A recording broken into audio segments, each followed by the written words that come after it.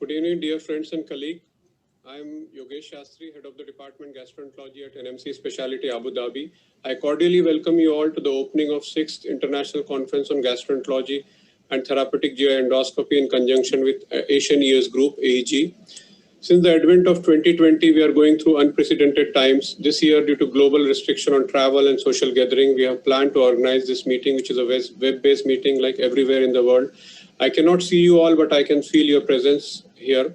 It is indeed a great pleasure to welcome all the faculties, trainers, and delegates from all across the world who are participating from various continents. I'm honored to host so many distinguished faculties across the globe on this platform. I express my gratitude to all to have accepted the invitation and graced us by their presence virtually and provided positive contribution to the conference despite their busy and hectic schedule. A brief introduction to our department. We have a comprehensive set of gastroenterology unit. We are providing various services ranging from advanced GI endoscopies, including endoscopic ultrasound, EUS, cholangioscopies, endoscopic resections, EMR, ESDs. Also, we provide capsule endoscopy services, GI motility labs, lab tests for malabsorptions, liver fibroscan. We have best state-of-the-art equipment in our setup. We are the first private hospital to provide endoscopic ultrasound services in Abu Dhabi with a concept of EUS ERCP hybrid technique. In a brief introduction to Asian EUS Group for the people who don't know about it. It is a not-for-profit scientific group based in Singapore. Its sole aim is to promote EUS for academic purposes in the Asia and Pacific region. They conduct various interactive courses, workshops to promote EUS, to allow young gastroenterologists to learn EUS. Before we start this year conference, just a quick recap for the people who are attending it for the first time. This is the consecutive 6th year we are holding this meeting.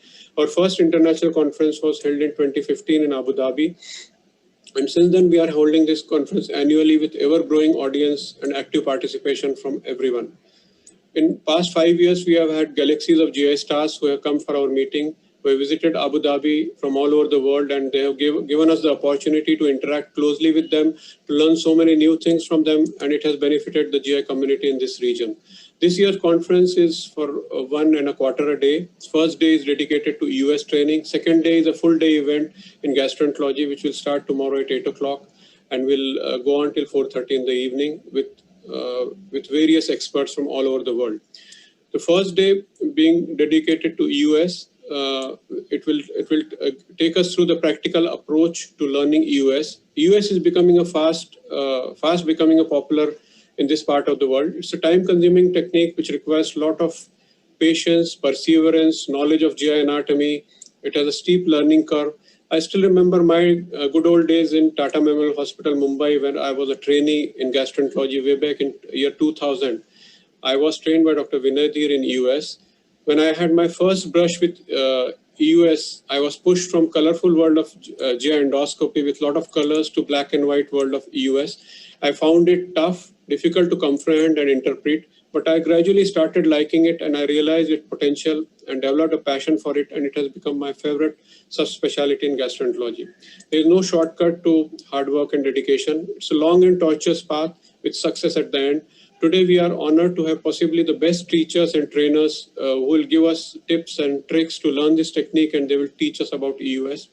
Without further ado, I will hand over the stage to the distinguished experts in EUS in UAE, who will be the chairpersons and moderators, and they will take us to this journey along with the expert in this workshop. First, I would like to invite our first chairperson, Dr. Mustafa Sabri, who has more than 25 years of experience in gastroenterology. He is a vice chair of Academic Department of Medicine and MRCP clinical examiners, and he is a consultant gastroenterologist at Rashid Hospital, Dubai.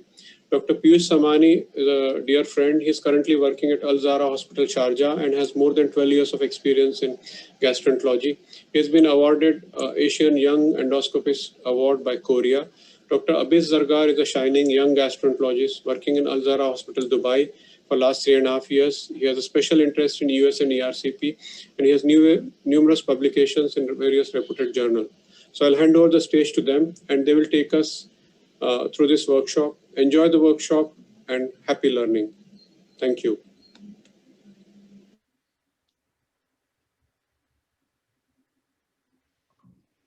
Hello.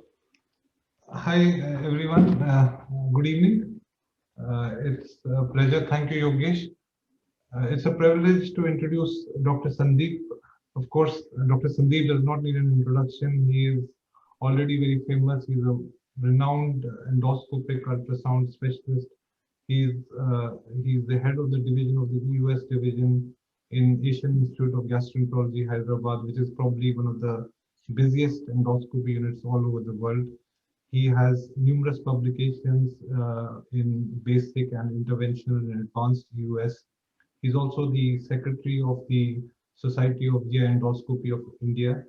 And without further ado, I would like to invite him, and he's going to speak about basic radial EUS.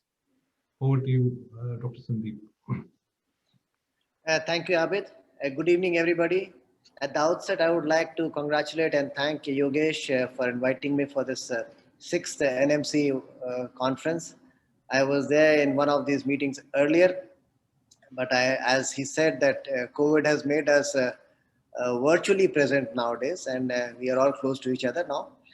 And I also thank Dr. Piyush Samani and Dr. Mustafa Sabiri for chairing this session.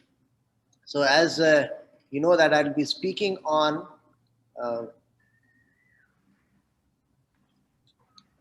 radial EUS. I can share my screen. Do you have my slides there? Yes, we can see you. Okay. So the topic allotted is a basic radial EUS, which a talk which I used to give many years ago when I started using started my EUS practice. But having said that, it's not that I've stopped using radial EUS. It's still one of most important EUS scope which I use in my unit. Although the younger people are more happy with the linear EUS, as some of you would also accept. But I want to show the nuances of what radial EUS adds, what flavor and glamour it adds to the entire EUS spectrum. So for the beginners, if they can see this cartoon movie running on the left side of the screen is how the radial EUS looks like and how it works. So you get a cross-sectional image once the transducer button is switched on. And as you move along the GI tract, you get various cross-sections at different parts where it's crossing. And the structures which are in the neighboring or in the wall of that GI tract will be seen through the radial EUS. So you get a 360-degree image all around with the probe in the center.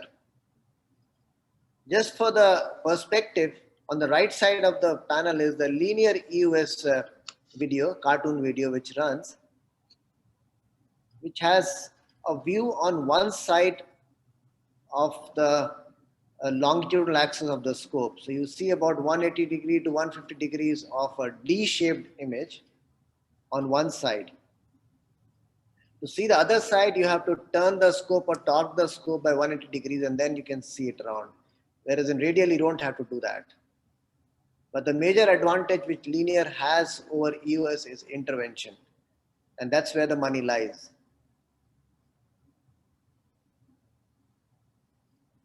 So this is, you see a cyst which has been aspirated from the stomach using a linear EUS. Whereas radial, you could just see and interpret the image. But that itself is an important aspect of EUS. Moving forward, if I sum it up, on radial image, radial EUS, you get a cross-sectional image which is O-shaped. The ultrasound image sees at the level of the scope tip. So the cross-section is where the ultrasound transducer is located. And you can see beyond and proximal to the tip of the scope by pushing and pulling the scope. The image quality is very good. However, we cannot do any intervention as we know about it. Whereas in linear, you get a sagittal image on one side. So it's a D-shaped image with the transducer at the horizontal line of the D. The ultrasound here can see beyond the tip as well because of the field of view. But if you have to see a different aspect or a lesion, which is in a different direction, you have to torque the scope. Unlike in radial where you have to push and pull, in linear you have to torque, maybe a little bit of push and pull as well.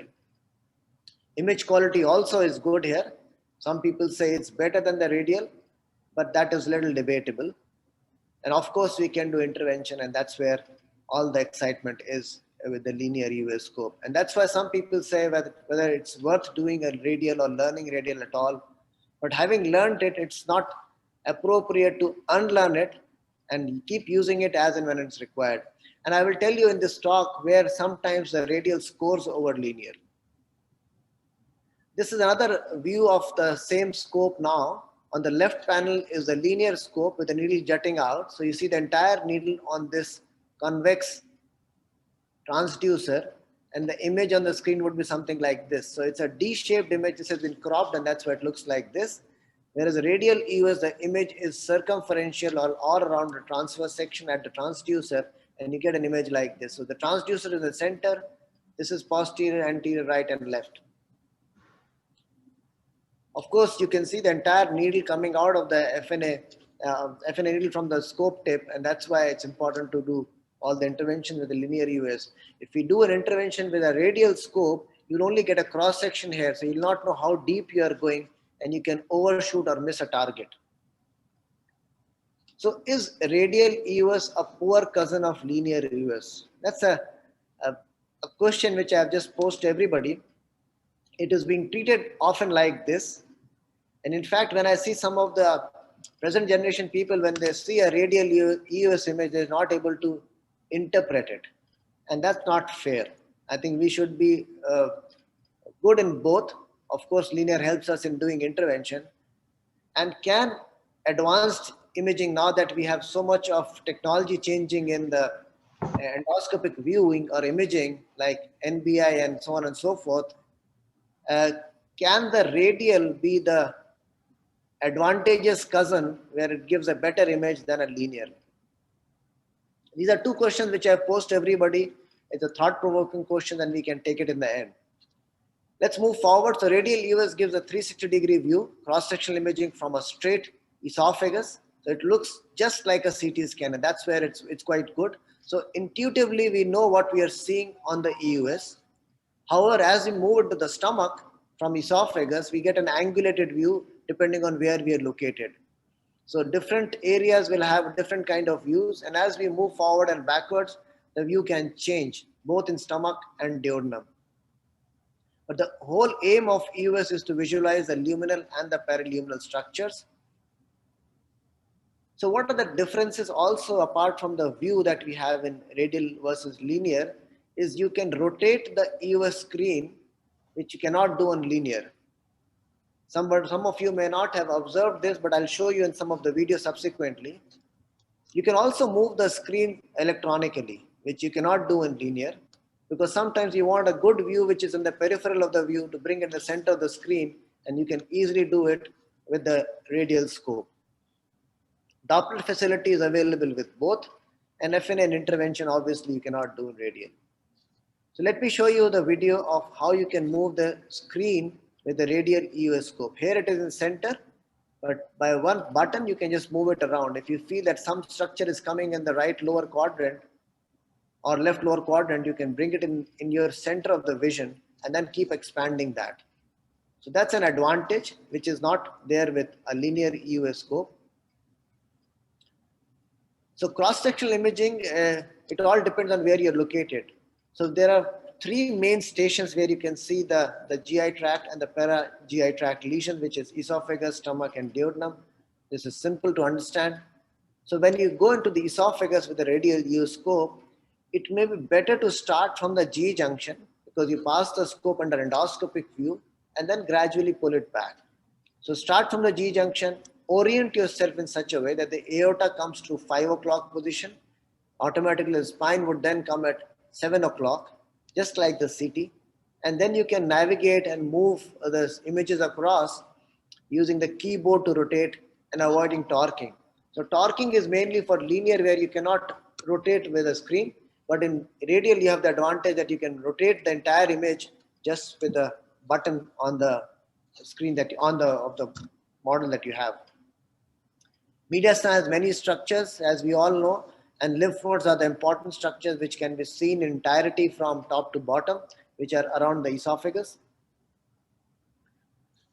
This is a very old video which I borrowed from Shyam Varadarajlu. I have switched on the video, but we'll play it, which shows all the structure. This is a mechanical EUS scope, and it's showing different structures here. So this is the aorta, the spine here, this is the pleural reflection, this is the thoracic duct, and the esophagus here. And as we come up, you will see the left atrium is here. Esophagus is moving leftward, which is the right of the patient. And this is a small lymph node around. And as esophagus moves further, it goes to the superior vena cava. And then as we come up further, you see the arch of the aorta, which is turning from posterior to anterior on the left side. So that's the basic anatomy that we get. Let's see some pathological changes with the anatomy now. So as we pull back from a patient who has from the lower esophagus, we start seeing, so that's the aorta, this is the spine, this is the IVC, intrahepatic IVC, almost coming into the right atrium. And let's move now. You see a small node, and this is a mass now in the esophagus, lower esophagus. It's extending quite up, almost up to the level of left atrium. The esophagus is beyond, but you don't see the mass crossing the outer wall of the esophagus. And that's a very important information. So in radial EUS, you're getting a more panoramic view, and you know the relationship of all the structures very easily and intuitively. It mimics a CT scan, which is missing in linear EUS. So for a beginner, it may be a good idea to start sometimes with radial, especially for esophageal lesions. Moving forward in a different patient now, this is the mid-esophagus. Again, you have aorta here, you have the spine, this white line is the spine, and you have the tracheal rings coming up. So aorta, spine, thoracic, this is the esophagus, left atrium. And now you see a lesion which is more anterior. So now you know that it is just behind the left atrium. Again, a tumor with a large lymph node, which is almost wrapping all the esophagus. And it's now merging over here with the tumor. So now you can easily say the stage.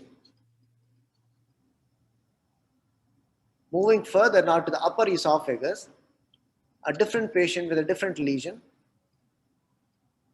Aorta, spine, esophagus, and now you see a lesion coming up here. As we pull back, there's a tracheal rings, arch of the aorta. Now it's forming the arch of the aorta. So you know that the lesion is located at the arch of the aorta, and then the tumor comes up. It's very, very high up and almost going outside the esophagus into the lung. It's anterior to the spine. So you know this is a Pancoast tumor. So the perspective is much better and easily obtained with the radial EUS scope. Also, we can see the subepithelial lesion in the esophagus. As you see, these lumps and bumps can easily be picked up on routine endoscopy, and how deep this is going, whether to resect or not to resect. I guess we can do with both. And this is the lesion here. This is a leiomyoma. Another lesion here. And this is a different lesion which is quite deep behind.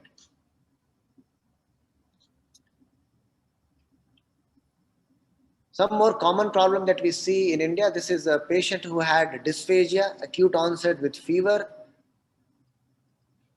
And you see an endoscopy is a large ulcerated lesion with the boggy surrounding mucosa. He actually came with dysphagia and suddenly it improved.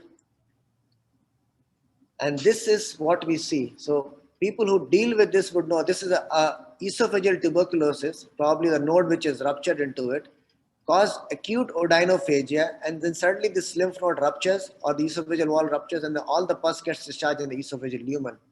Very common observation that is made. And you see the same patient now at this stage. This is a linear EUS scope. I'm just showing it for the confirmation sake that this is a lymph node here, which is, the esophageal wall thickness extending down below to the lymph nodes. So same thing we can also see by a radial EUS scope, that extension of the esophageal lesion beyond the esophageal wall. Moving into the stomach, we need to quickly orient our scope, as I told earlier, at the G junction. So the right of the screen is left of the patient. It's just similar to the CT scan. We imagine that the patient is lying down and looking from the foot end of the patient towards the head, and that's your orientation. Aorta is always to be brought to 5 or 6 o'clock position. Spine automatically comes at 6 to 7.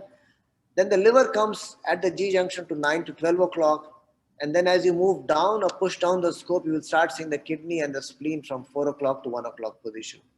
We sometimes insufflate water in the lumen of the stomach to interrogate the subepithelial lesions properly, or to differentiate whether there's an extra gastric component or not.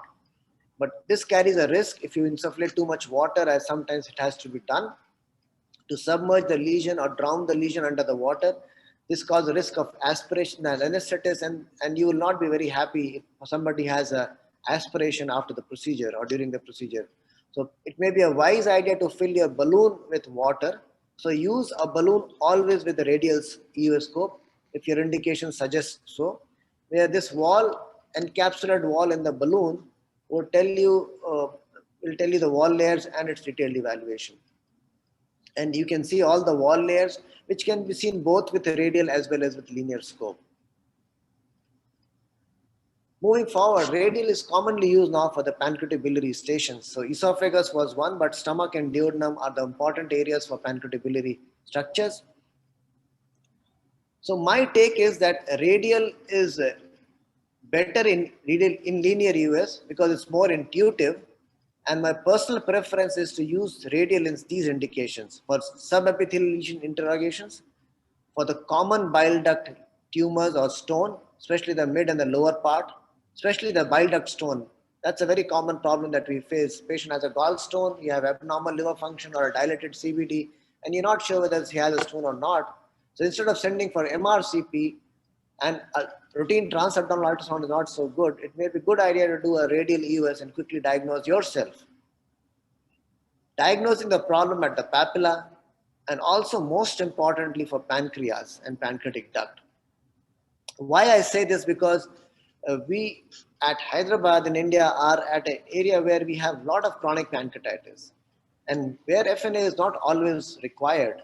We just have to see the pancreas from entirety, from head, body and tail and the duct, and then radial EUS gives a very quick assessment for the entire pancreas. So this is how a pancreas would look like on a radial EUS. This is a still image.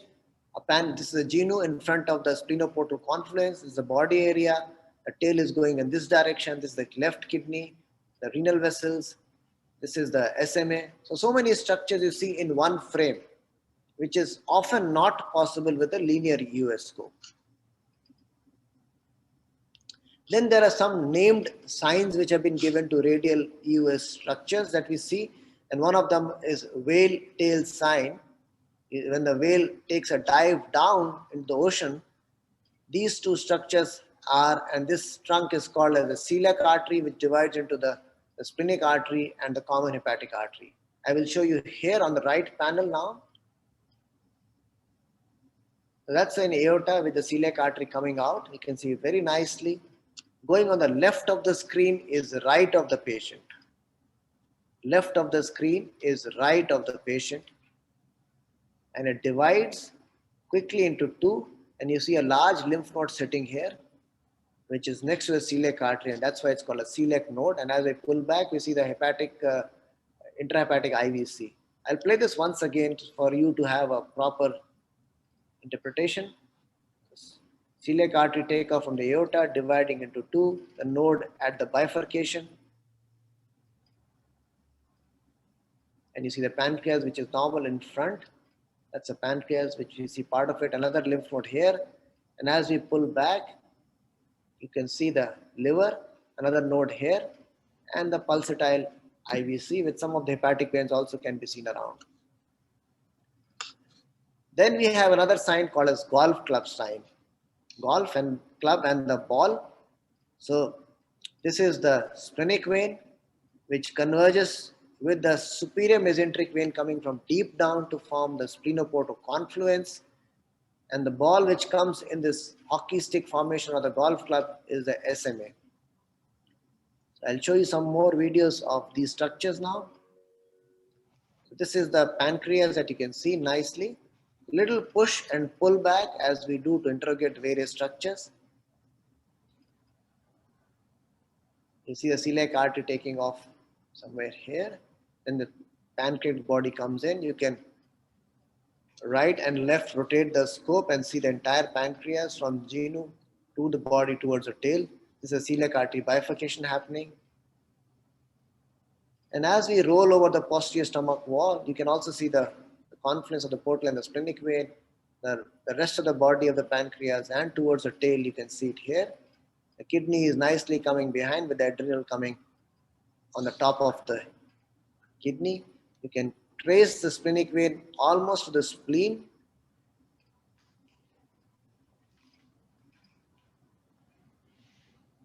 So within 5 minutes or less than that, you can see the entire structures of relevance from one area. Another patient with a, you can see, you can push up the screen. This is a splenoportal confluence, celiac artery taking off from here. You saw that.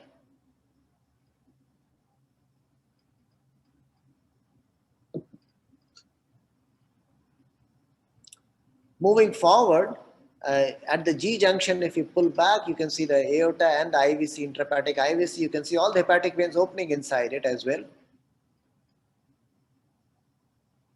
And the zygous vein there.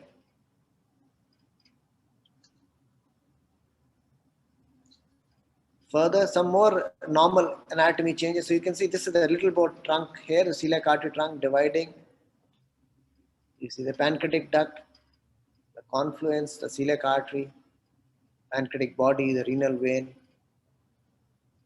So a lot of things can be seen if you are good on anatomy. So go back to your first professional year days in MBBS when you have to read those Gray's Anatomy book and recapitalize those anatomy structures, and you can see almost everything, and that excites the performer.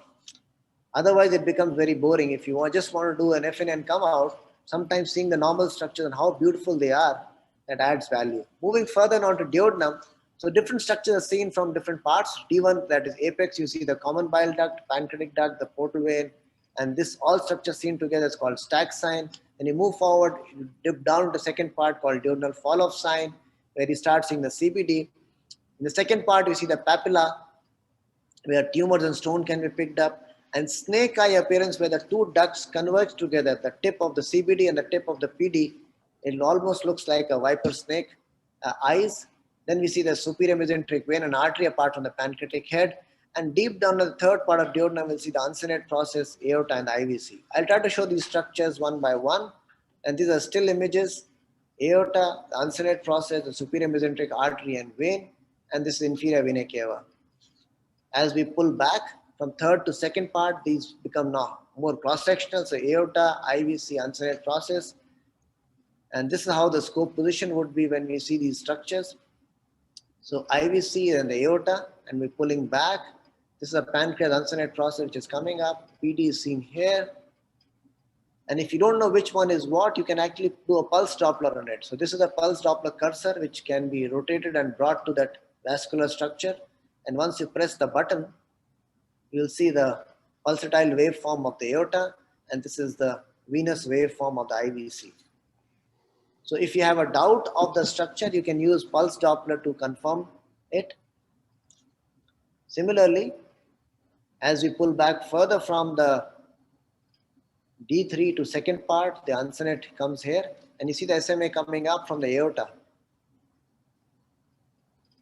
So anything which is in front of the SMA is the uncinate process. And if you have seen this SMA, then you have actually seen the uncinate process, and that virtually completes the entire examination of the pancreas. When you come back further from D3 to D2, you will start seeing the IVC, which is long struck, it gets elongated. At D3, it's elongated, and at D2, it becomes a little horizontal. And somewhere there you start seeing the splenoportal confluence also. You can see here in this going to the kidney, this is a right kidney. This is the portal vein which is coming up. Portal vein is coming behind that. Here comes the portal vein, splenic vein, and both joined together. So SMV, splenic vein, forming the portal vein. So these are structures that you see from first part, the common bile duct, the main pancreatic duct, and the portal vein behind. Portal vein is actually the upper part from the junction of splenic vein and the superior mesenteric vein. So in this part, you see many structures: CBD, PD, portal vein, SMV, confluence, hepatic artery, and even GDA. And this is the area where we see the CBD commonly. And you see a small stone here with the PD just below. So if you have a doubt of a patient having CBD stone, I think EUS is one of the quickest mechanisms by which you can pick it up and do an ERCP same time in the same sedation. Another patient is a diverticulum in the duodenum, similar structures being shown. So let me show you some cases. I think that will make it more interesting, having discussed the theory part of it. So here's a patient who has a 75-year-old male with dilated CBD and normal LFT. Oh, sorry, the diagnosis is already out. So you see the CBD is dilated, and this is a huge structure which is filled with liquid inside, and this is a diverticulum, since we already know now.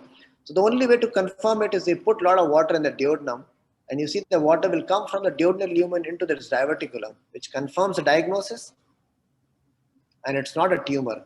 This was actually labeled as a cystic tumor of pancreas in a patient, elderly patient who had a dilated CBD with normal LFT. So EUS easily confirms it. Although you can say a side wing endoscopy can confirm it too, but we don't know what's behind the wall. Are you missing a tumor? And that's where the EUS comes up. The PD is thin, but the CBD is frankly dilated. The next case is a 60-year-old man with pancreatic head mass.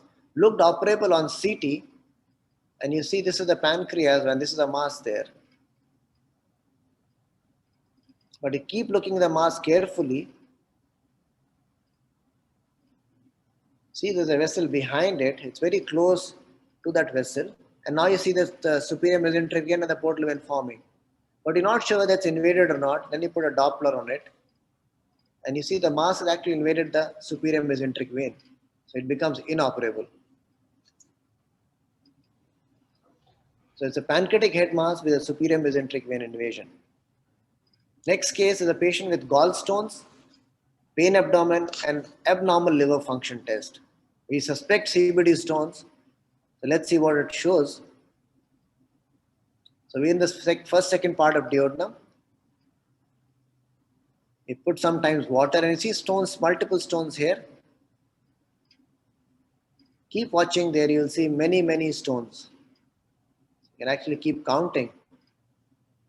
That's a papilla, that's a papilla. And papilla also has a stone, it's causing a shadow. Sometimes you just believe on the shadow because stone cannot be seen easily. Unlike the CBD where you see a string of stones, almost like a necklace. And you also see the gallbladder with stones inside. So you do a ERCP quickly and then send the patient to a surgeon for lab chole.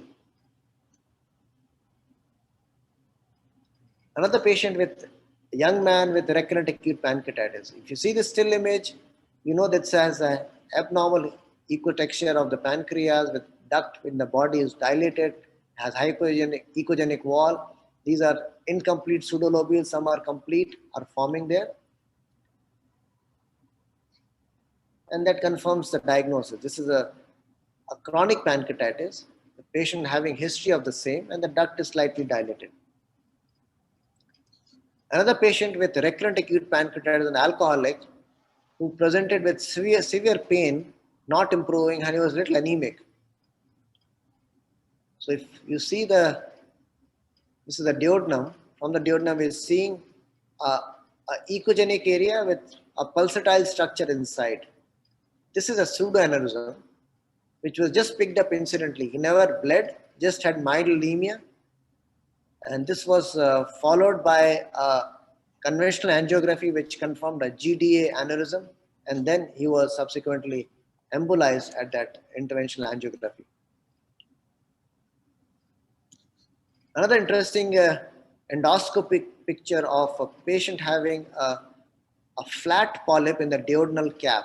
You see a large flat polyp with a central umbilication and a lot of vascularity. Any guesses? So you're not sure what we're dealing. The surface is smooth, but vascularity is very impressive. So we did an EUS, and you see on the screen here, it's a large, thick, one side of the duodenal wall. You see it carefully, you can actually see which layer it's arising from. So we have to see the margins of it. But this tumor is not extending beyond the duodenal wall, and that's the beauty of it. And you see the entire thing in one frame. If you were using a linear scope, you will probably get this frame, then this frame, then this frame, and you actually miss this part. So that's the problem with a linear EUS scope. Unless you are very thorough, you can sometimes miss the depth of penetration unless you see from one extent to the other extent. So this turned out to be a neuroendocrine tumor of the duodenum. He underwent a duodenotomy and a surgery later on. I think this is one of the last case of radial EUS. This is a patient who came with a young lady with a dyspeptic symptom. Endoscopy showed a large extrinsic bulge in the stomach on the posterior wall. Ultrasound showed a cystic lesion in the head of pancreas, and this was debated as a pseudocyst, but she never had any history of pain suggestive of pancreatitis, didn't have any gallstones. And when we did an EUS, you see on the image on the right, the gallbladder is separate, it's normal, but this is a large cystic lesion within the gastric wall. And this is splitting the submucosa, as you can see in the marginal area, and this is a duplication cyst. So the symptoms were non-related to the cyst, which was incidental finding. There's no echogenic material inside, and this can be left unless it's causing symptom of either outlet obstruction or repeated pains. So that's a duplication cyst. So in the end, I would like to conclude by saying that when we do radial EUS, you go with a plan that what we are likely to achieve in this examination, visualize the regional anatomy in context with what you have read in your anatomy days, see the CT scan, what you're trying to see, fine tune your imaging that you see on the screen. For radial EUS scope, there's slight push and pull is required at the area of lesion, millimeter by millimeter. And sometimes, especially for the like pancreas, we have to do a little bit of right and left movement or up and down movement. But for linear, it's mainly torquing the scope, which can put a little bit pressure on your shoulder, elbow, and the wrist. In the end, I would like to sum up by saying that one shall see everything or several things with radial EUS if your mind wants to see. Thank you very much for your kind attention. Thank you. I think the forum is open for questions and discussions. Very nice and lucid talk, Sandeep, as always. So I'll start the questions. Of course, the chairpersons will take it over. So what about rectal tumors or rectal lesions, Dr. Sandeep, for radial? Yeah, so that's another area where we can do a radial. I'm sorry, I did not touch upon that, but rectal EUS is quite good for the anal canal, especially if you have patients with incontinence and you want to find the defect where it's located, whether it's the internal sphincter or external sphincter or both involved. Then we come to the rectal wall per se. The rectal cancers can be staged by radial EUS, just like esophageal cancers and gastric cancers. And rectal EUS staging for cancer is as good as MRI. Very correct. Okay. And that's where it's quite useful. Can I ask a question? Yes, please. Sure. I am Dr. Mustafa Sabri. I was very impressed with the picture with the duplication cyst in the stomach, which you have mentioned here. Could you go back to it, please, and just elaborate more and tell why you think it is a duplication cyst? If you could explain the walls, how they are coming in, and how they will opposing each other to say this is a duplication cyst. Sure, I'll do that. I switched off my slides so that the next speaker can come back to the Okay. Just give me a moment, I'll come back. No problem. Load the slide once again. Till the time you are working on the slide, Sandeep, may I ask, is the imaging quality, is there any difference between radial and linear? Does it give a better picture or something? Or what's your comment on that? I think that the imaging quality is equal in both, although some proponents say that the linear is little better because you have more concentrated crystals in one wall, whereas it is all evenly distributed all around in the radial EUS. But there are many other things which make a difference in the quality of the image. It's not the machine itself, how you set the frequency and the focal length, which is equally important to get the image back. Do you have my slides back? Dr. Mustafa, can you see my slides? I think you'll have to share it again. You have to share it, please. Okay. Share screen. Green button, Sandeep, in the middle. Yeah, you get it. Yeah. Yeah, this one. I'm glad, Dr. Mustafa, that you want to see this. So let me just play it again. And you see that the most important thing is looking at the marginal area. You can never make it out from this part of which layer it's arising from. And the reason I'm saying it is splitting the submucosa is this white line which is coming, although it should be more magnified, but we see also a white line coming all the way here, which means that the submucosa has got split here into the superficial submucosa and a deeper submucosa, and in between that is this lesion. You have They have the same muscularis propria. So you have muscularis propria here, muscularis Continuous. propria going all the way, and I'll now play it again. Yeah. Okay, if you find such a lesion, would you puncture it or to take by anything to see what is inside or not? So I will go by the history of the patient. Most of the duplication cysts are incidental or asymptomatic, and there's no point puncturing these cysts. Yeah. If somebody has pain, or this is a strategically located collection, which is now can sometimes cause an intussusception or blockage of the antrum by the sheer size, then doing something would be useful. And we can easily puncture and dilate it, or we can de-roof it. From the endoscopy side, we can actually de-roof it. I had one patient who had a duodenal 8 centimeter duplication cyst. It was not involving the papilla, but the patient was suffering from anemia and loss of blood probably inside that cyst. And yes, of course, that's why I was asking about puncturing. I was so reluctant to touch it. But they can bleed. And I didn't do that. And then he went for surgery, of course, after that. But I was so much impressed with the radial EUS because it has shown the layers very nicely. And I didn't need to use the linear at all. Only with the radial, and the pictures were very nice. Thank you. And you know, the layers were very interesting. The appearance of the layers was very interesting when the patient was operated and the whole thing was sent to the histopathology. So you could see that there are 2 epithelial layers, one behind the other, you know, and in the one for the duplication cyst and one for the duodenum. This was really very interesting. So as you rightly said, the EUS has an art attached to it, which can be seen both with radial as well as linear.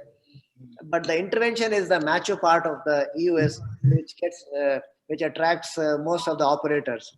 But I think we have to both be macho as well as be artistic to get the entire perspective or the flavor of the EUS.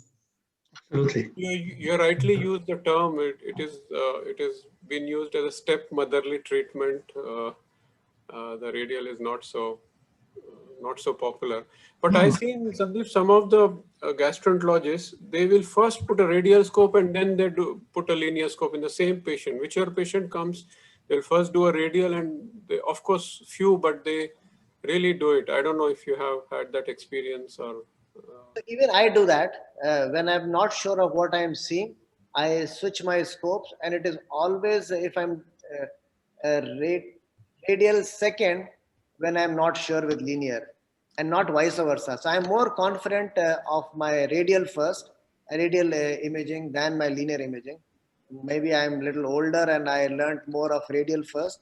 and linear came only for the intervention part. So that's how we were doing in the beginning. In early 2000s, I was doing first radial to assess where the nodes were located, then follow with the linear. But once you get accustomed to it, you can do everything with linear, as many of the experts do now world over, with same simplicity and ease. Interestingly, I would just say that some of the experts, when visit our center and they see a radial EUS image, they get amazed at how can a structure look like this, especially the CBD.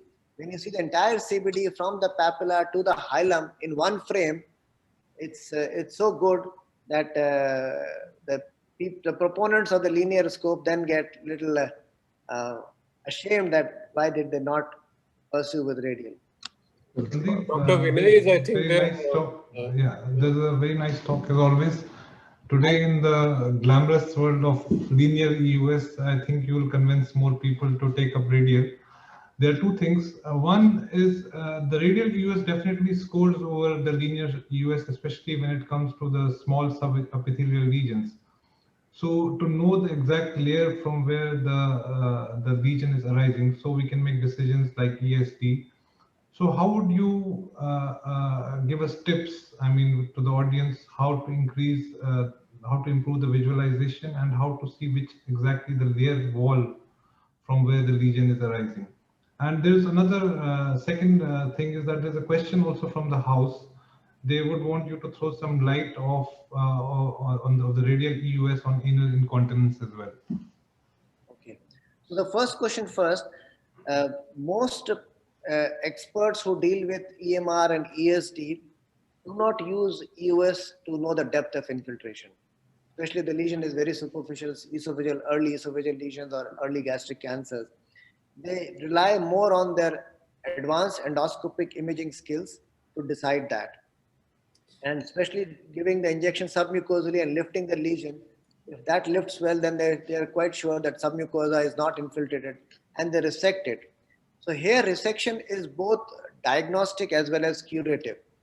So if the base of the lesion is free of the tumor, then it's a diagnostic as well as therapeutic part. But if you see the margins are positive, then it has to be obviously followed with the next step of treatment like any other cancer. Pathologists also give us the amount of depth in the SM layer, the submucosal layer, if it's a SM1, SM2 or SM3. Submucosa has 3 different depths, and if it is only SM1, then the risk of lymph node involvement is much lesser compared to SM2 and SM3. So that's the part of EUS. But whenever there is a doubt of a lesion which looks to be suspicious or going deeper, then Mohan and Zahir, our colleagues who do these procedures, also do EUS to or involve us to tell us the depth of infiltration. Now moving to the other end of the GI tract, that is the anus, for the incontinence part, which is common in females when they have multiparous females. And especially if they have a difficult labor or a forceps has been used, which can damage their sphincters. Or for patients who have fistula and ano, where you can also see these abscesses, the subcutaneous, the rectal abscesses, how deep they are going, where sometimes it can actually corroborate with your MR findings of the fistula and ano. So these are the 2 areas where MR works, EUS works, and you see the circumferential layer of both the internal anal sphincter starting from the levator anine. As you pull back, you see the mixture of both internal sphincter and the external sphincter. And then as you come out, you see the external sphincter only, which is merging with the anus cutaneous anal muscles. So if there's a defect in any of these areas or circumference is not complete, that area is or missing, then you can say, okay, this patient has a problem. And if you're doing this procedure can be done in an unsedated EUS, and there you can ask the patient to contract the anal muscles, which will also help you confirm that whether the external anal sphincter is working or not. And this can be a way of teaching them. It's a biofeedback mechanism which can be employed if somebody is really interested. This field is free. Currently, only manometry is being used to teach them biofeedback, but Rectal EUS can also be used to teach these patients how to use the anal muscles and which way to contract. Another thing, Sandeep, I would like to ask you is we get a lot of referrals by fellow gastroenterologists with small submucosal lesions. They see a bump and lump and they get worked up, and you get a lot of these lesions. And sometimes you're really struggling to characterize them. Sometimes you're not able to really, if they're really tiny, are there any tips to see them better or visualize them better? So if they can be submerged under water, that's the best. But esophagus you can't do. Stomach in fundus you can do, but in antrum it's difficult with the patient left lateral positions. So you can rotate the patient according to the location in the stomach. If it's in the posterior wall, you can make the patient supine. If it's in the anterior wall, you can make him prone. Get it submerged. If it's in the pure antrum and you have a table which can be lifted head up, then the water will gravitate towards the antrum and submerge it. So these are some of the tricks that can be used. Other way is to use a big balloon, fill it with water without any air bubbles. And the third, which is a very interesting trick, which I learned from the Koreans, who are also, they have a subspecialty of EUS where they only tackle with the subepithelial lesions and the pancreatobiliary EUS. Imagine. What they do is in the esophagus, they inject xylocaine jelly or lignocaine jelly through the channel of the scope and use a mini probe. Water will move faster and go down to the stomach, whereas jelly would remain there. So if you have a mini probe, you can just inject 10 cc of jelly over the lesion, which stays there, and then pass your mini probe on top of it using a forwarding endoscope and stay there. You can see the lesions very nicely. Wow, that's interesting. These are also done in the antral lesions, gastric antral lesions, with the superficial lesions. And some of these appearances are quite classical, as you asked. Like lipoma will have, I'm sorry, I should have showed that image of the gastric lipoma or duodenal lipoma will have a whitish appearance, hyperechoic appearance, whereas the duplication cyst will be all black, as we saw. And leiomyomas, which are very common in esophagus, these lumps and bumps are very common in esophagus, and they're often in the second layer. Unlike in stomach, they're in the fourth layer where they're differentiated from gist. Absolutely. Sandeep, Another question from the audience. They are very interested in the anal EUS. This question is, how far is it useful in unexplained anal pain? I'm sorry, can you repeat it, Abid, please? Yeah, how far is radial EUS useful in unexplained anal pain? Anal pain. That's a food for thought or a topic of research in other ways. I'm not aware of any publication on those front. Whereas it is useful for upper abdominal pain, many people have done. Their initial publication used to come for these indications as well. When you don't find a cause or an IBS kind of a patient, and if EUS is okay, especially the pancreas, which was not so picked up well by other imaging, EUS was quite useful. But for anorectal pain, doing an EUS, I think it needs a little bit of more commitment from somebody. Okay, Piyush had a question. Piyush, you're asking. Dr. Sandeep, Yes, what about for the beginners, those who are starting the EUS? Don't you think that having radial EUS with them also will save them? Initially when they are beginners, it's difficult with linear EUS initially. What do you think about that? So if your facility provides you with radial and linear EUS both, I think then you should use both. But current trends where some of the facilities cut down the cost and say that we can only give you one scope, then obviously you need a linear because you have to do intervention as well. And if you get a second scope, then again, that is also linear. And the third scope, in my belief, is that should be a radial. So if you get more money, first linear, second linear, then third radial. But those institutes which have both the equipment, I think one must use it.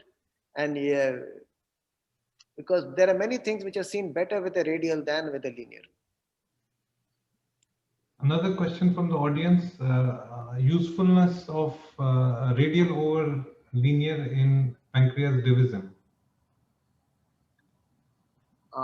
Okay. So there sometimes I feel actually linear scores. Although I have also picked up with the radial, because there's a sign called as, we have this stack sign when pancreatic duct followed by CBD and portal vein is seen stacked one over the other. And if you don't see this stack sign by radial scope, then you start suspecting a pancreas divisem. And there's another sign called as crosstalk sign, where the duct crosses the CBD, that is a PD. Having said that, linear is little better for divisem. When you are in the short position of the linear, I'm sure Vinay would cover that. You can see both the major duct and the minor duct from the minor papilla maybe converging normally and then going as a main pancreatic duct towards the genuine body area. So it's a matter of time. And I would actually say it here that a patient with a normal pancreatic echo texture, you can pick up divisem. But other way is that patients who have advanced chronic pancreatic divisem, picking up by EUS is more difficult. I think MRCP will be the standard here. Obviously. Okay. Thank you so much, Dr. Sandeep, for your talk as well as amazing discussion regarding the radial EUS, sir. And we would like to move to the next session, the next lecture. And this will be presented by Dr. Vinay Dheer. Dr. Vinay Dheer is a world-renowned gastroenterologist, interventional endosonologist. At present, he is working as a chairperson of the liver and hepatobiliary department in HL Raheja.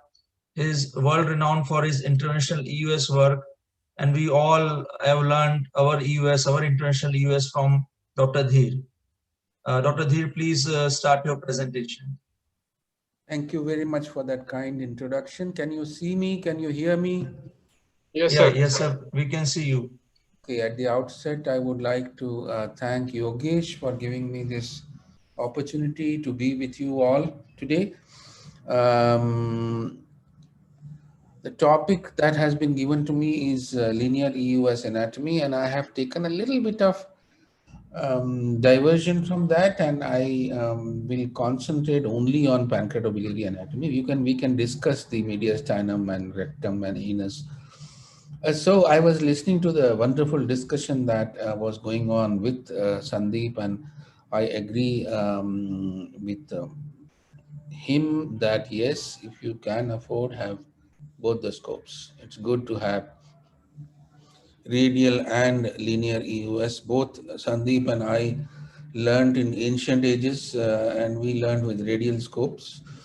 And then we shifted to linear, and if you ask me honestly, in a month, probably less than 3% of my procedures are with radial scope, because we have trainees and nobody wants to learn radial EUS. I don't know why.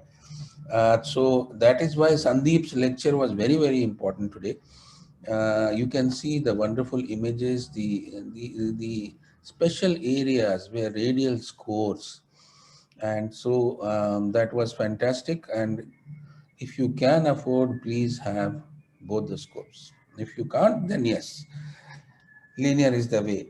So when we started doing linear EUS, it was very difficult because the scopes were not very nice. And luckily, I think in the past 10, 15 years, the scopes have improved, the maneuverability has improved. In fact, when I first learned radial EUS, I went to Amsterdam, and they were not passing the radial echo endoscope in duodenum. Can you, so stiff the scope was. It was 93, 94 or something like that. So now we are lucky, we have good scopes, excellent scopes, and the methods that started when we were learning was 94, 95, 96. And Yogesh knows, he was with me in Tata Hospital in those times. So we would struggle, very honestly, we would struggle because the images were not good. We were scared to perforate. And then, yes, the scopes drastically improved. Today we have very, very good scopes. Then the technique also improved.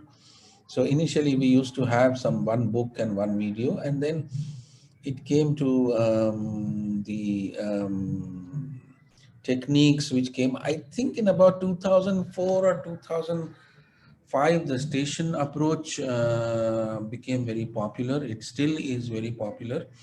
So the station approach tells you to put your scope in certain specific areas and then try to identify 1, 2, 3, 4, 5, 6 structures. It's a very, very good approach for beginners, because then you don't miss anything. So we, unfortunately, we already had started our EUS much before that. So I was never a big fan of station approach, to tell you very honestly. And my basic problem was the anatomy that you have in mediastinum or in the pancreatobiliary region is a continuous anatomy. You cannot divide anatomy into stations, and you learn better if you visualize the anatomy as one continuum from one side to the other. So, for example, we learned that to start the abdominal examination, you turn posteriorly the linear scope and look at the aorta, and then go down and then look at the celiac axis, and then trace the celiac axis, and then you will reach the neck or body of the pancreas. I could never understand what was the role of aorta in deciphering the anatomy of pancreas. Pancreas has a head, body, and tail, and it should be possible for us to identify head, body, and tail continuously. Because, as I told you, when we were learning, very often by following this technique, we would fail to identify lesions in the neck region.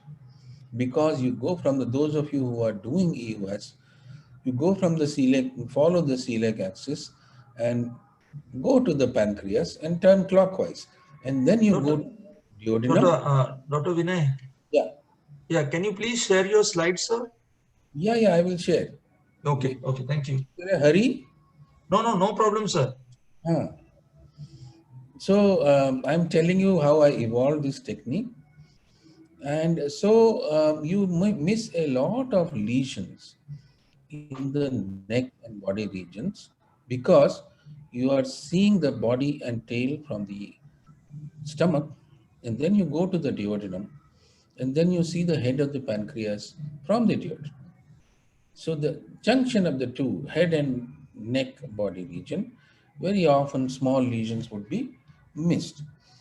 So we trainees started coming, and we started learning these things, and then we evolved a technique.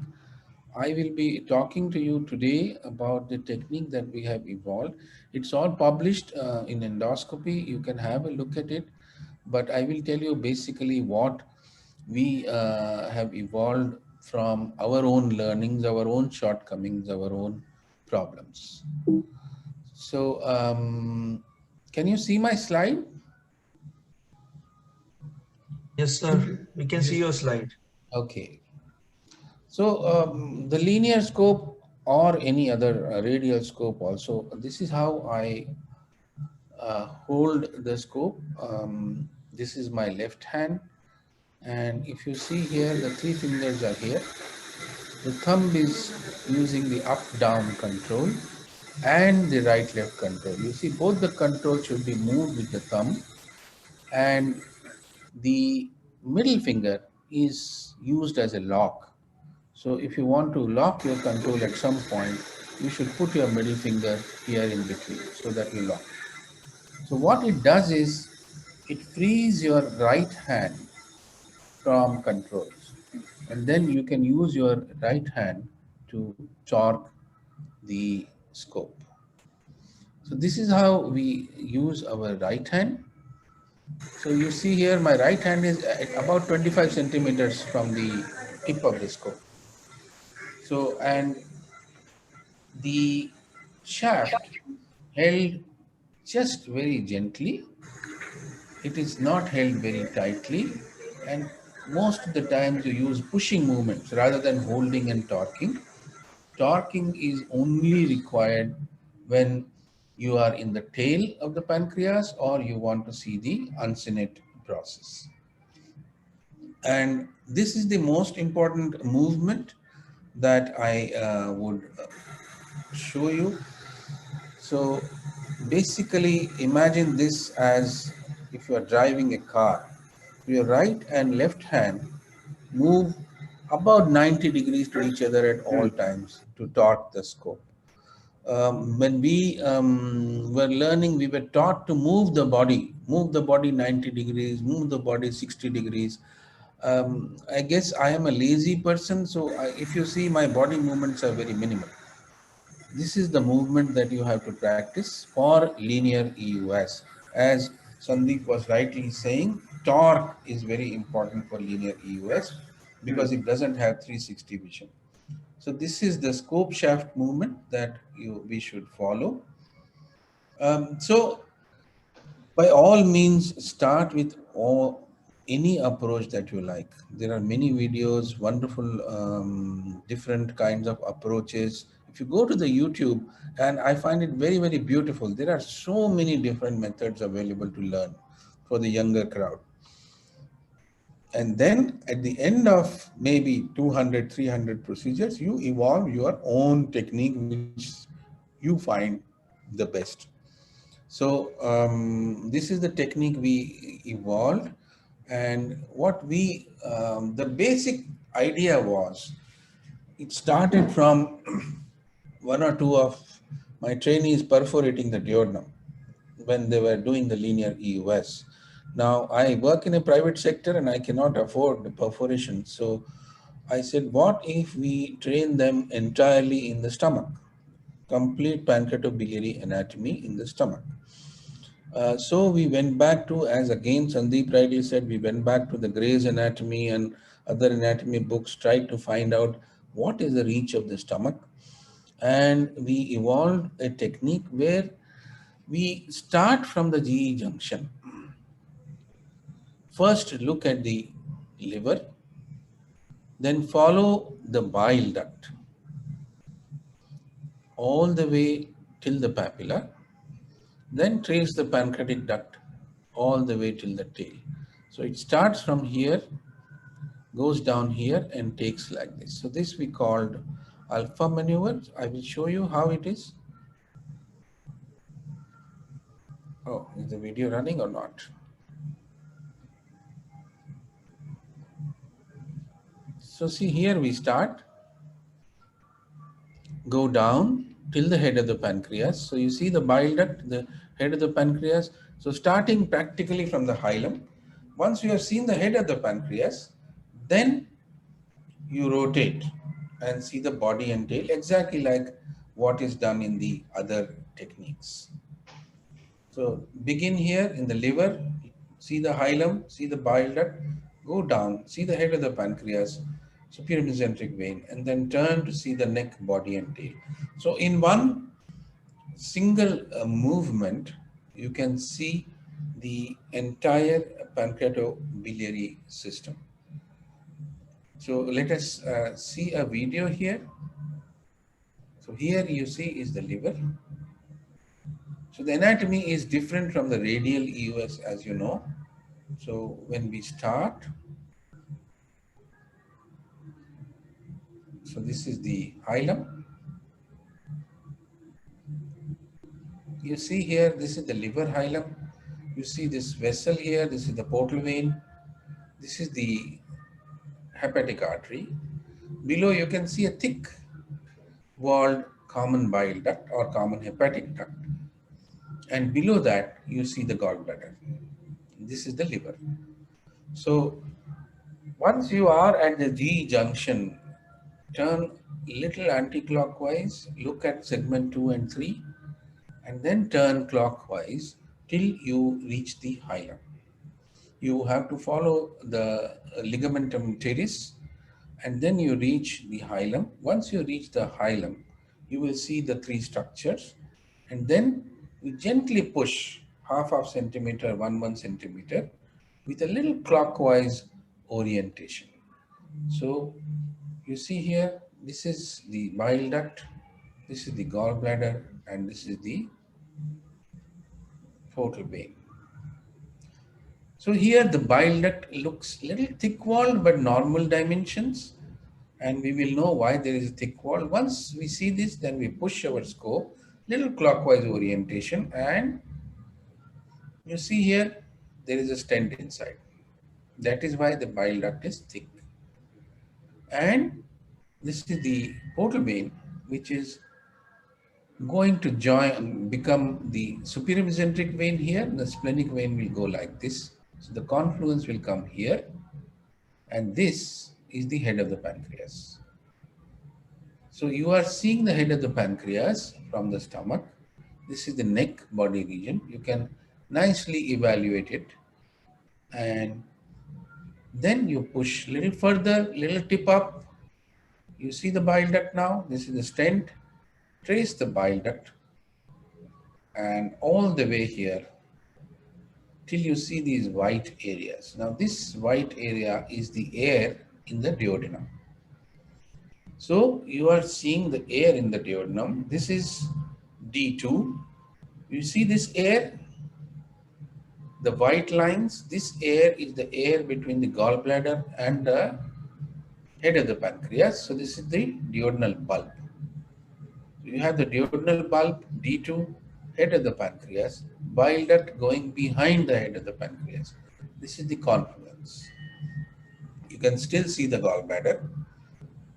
So we already have a lot of information in 1 minute.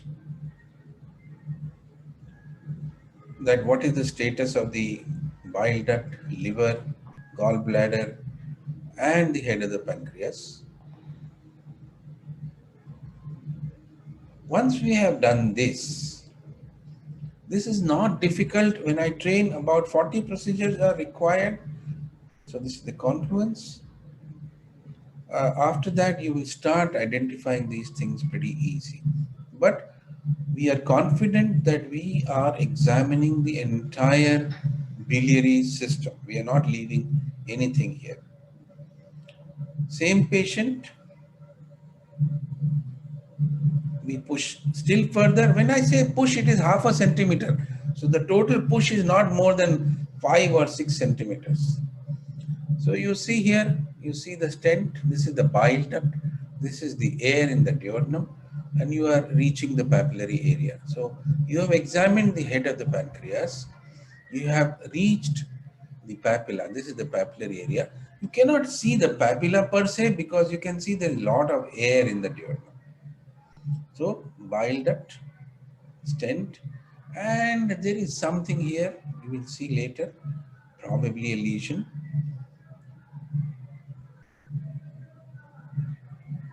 I'll forward this.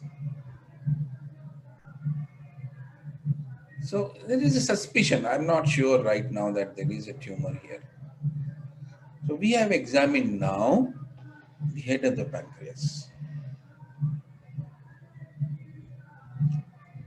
Continue further. You see here, now it looks like probably there is something wrong here. There is a stent obviously.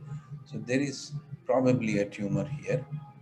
And we have reached the end of the head of the pancreas. We are seeing the air in the duodenum and we are seeing big vessels. Now what is this, aorta or IVC? Obviously you can use pulse Doppler if you are not very sure. I'll show you that.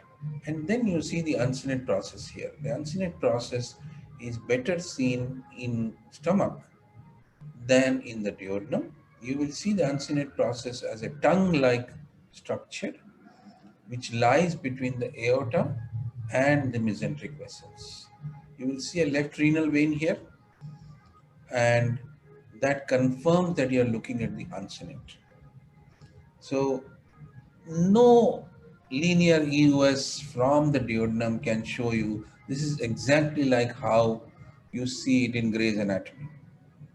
Lovely anatomical things. You can check that it is aorta, it is an eccentric vessel. So you have this lesion at the papilla. You come back a little, turn a little more clockwise, try to find the wedge between the aorta and the mesenteric vessels, and this is the uncinate process. The body and the head of the pancreas lies in front of IVC. The uncinate process lies in front of the aorta. So that is a basic thing you have to remember, and you can vaguely see renal vessels here, the left renal vein here. If you trace it, it will go to the left kidney. So let's look at this. This is a very fast video. I will show you first like how it is. Normally it takes less than 30 seconds. So you see this is a dilated pancreatic duct. I am going towards the body and tail. This is the left kidney. This is the adrenal, left adrenal. Go back more clockwise, withdrawing the scope, keeping the splenic vessels at 6 o'clock, and you reach the spleen. So now we reverse this movement. I call it reverse alpha. And then you see the body of the pancreas. You see a pancreatic duct. It looks very prominent here. Then now I'm tracing it towards the head. You see the splenic vein coming here and joining the superior mesenteric vein. So you will see the confluence very beautifully. See the structures close to the confluence. See here, this is the confluence. Now this is the head of the pancreas. See, and there is a hugely dilated bile duct coming underneath. So you have a MRCP-like picture. We have pancreatic duct, bile duct, and there is a tumor here. You can see the tumor. So this is all being done from the stomach. And you can identify structures very beautifully, head, body, and tail of the pancreas. You can see this is the duodenum, air in the duodenum. This is the papillary area. So it is feasible to see the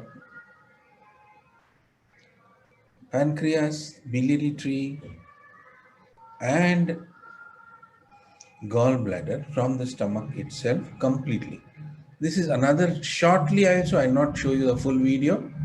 So you see here, this is the how I hold my scope. It's practically sleeping in my hand. And you see this is the IVC. So once you reach the G junction, you identify the IVC. See my hand position here. Then you push it a bit and you start seeing the hilum. This is the liver hilum. This is the hepatic artery. That is the confluence there. So you can see the head of the pancreas is here. This is the bile duct. See this? This is the bile duct. Hepatic artery, portal vein, bile duct. And if you look at the hand movements, they are very sluggish, very lazy hand movements. You really don't need to move your hands very heavily or move your body. Minimal movements will give you appropriate diagnosis. Now this case had chronic pancreatitis. So you see the head here. This is the head of the pancreas. So we have to interrogate the head. Okay, here. See this? This is the superior mesenteric vein, head of the pancreas. You can see multiple calcifications in this area. That creates problem because there are shadows. You may not be able to see everything properly. You know the problems that we have in patients with chronic pancreatitis. It's not easy. So this is a pancreatic duct going into the neck area. This is the superior mesenteric vein. This is the neck and body, and this is the head of the pancreas. You can see the pancreatic duct coming all the way till papilla. You can see stones inside, and bile duct will be somewhere below here. This is the bile duct. So a complete examination can be done. Now this is magnified view. You see the pancreatic duct coming all the way till this air. So this is the pancreatic duct which can be seen completely here. You can see some stones here and multiple stones in this area, confluence here, head of the pancreas here, and this is the aorta. You see now I'm trying to show the uncinate process, and this is the duodenum C. So this is, you do the pulse Doppler and you will see whether this is aorta or IVC. You can see the right kidney here if you want to see. In very thin patients, you can see even the right kidney from the stomach. So this is a vein, this is not aorta, this is IVC, so this is the head of the pancreas. So we have to turn still clockwise, look at the aorta, and then confirm the uncinate process. See this? This is different from what we saw before. So here you try to identify IVC, aorta, IVC, aorta, and the uncinate will be here. See that? You see the SMV coming in between, and you will see the uncinate here, that area. So little practice, but this is the right kidney, renal vein, but this is possible only in thin patients. I'm fast forwarding so as to save time. This is the spleen, left kidney, usual. This is nothing great. Again, head of the pancreas, SMV, superior mesenteric vein, head of the pancreas, and the body of the pancreas. So this is what we have been doing. We have done lots of procedures with this procedure, with this technique, and we find that our trainees are much happier. They learn faster.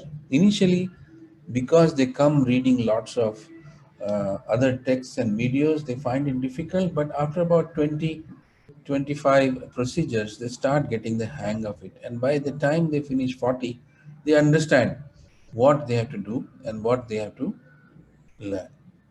So now what is the need of going into the duodenum? Now that we have seen everything, it is important to learn anatomy from duodenum, because you need to do two very important things. Almost 70% of my work is biopsy or interventions. And for that, if you have a head pancreas mass, try not to biopsy it from the stomach, because there are big vessels going through. Biopsy it from the duodenum. So you need to do biopsy, you need to do choledochoduodenostomy, many other things. So a duodenal anatomy is very important. This is fairly straightforward. One of the easiest steps to learn from the duodenal bulb. I hope this video runs okay. So go to the duodenal bulb and start your EUS, and then turn clockwise and anti-clockwise. That's about it. You can sometimes push a little, pull a little. Mostly it is clockwise, anti-clockwise. If you turn clockwise, you are going towards the papilla. If you are turning anti-clockwise, you are going towards the liver hilum. It's as simple as that. So this is one of the easiest things to learn. So we start here, turn anti-clockwise first, look at the CBD, gallbladder, liver hilum, and then turn back to look at the CBD, PD, portal vein towards the head of the pancreas. Nothing great here. So in this patient, if you see, this is a hugely dilated bile duct, very easy. You can see the pancreatic duct looks normal. This is the cystic duct. You can see the cystic duct separating here, and the gallbladder coming. So I'm going anti-clockwise now. CBD is going down towards the liver hilum. Gallbladder is appearing. So this is the gallbladder. You can see the gallbladder from the duodenum very well. And liver hilum, liver anatomy, of course, is an entirely different subject. It will need a long time. But you can see segments 4, 5, 6, 7, and 8 from the duodenum. You can see segments 1, 2, 3, 4A, 4B, and 8 from the stomach. So you see here, this is how we negotiate. Quickly, I'll go through again. So you have the gallbladder, you have the CBD going into the liver hilum. Then this is the, then you turn clockwise back, push a little bit, and then you start seeing the bile duct.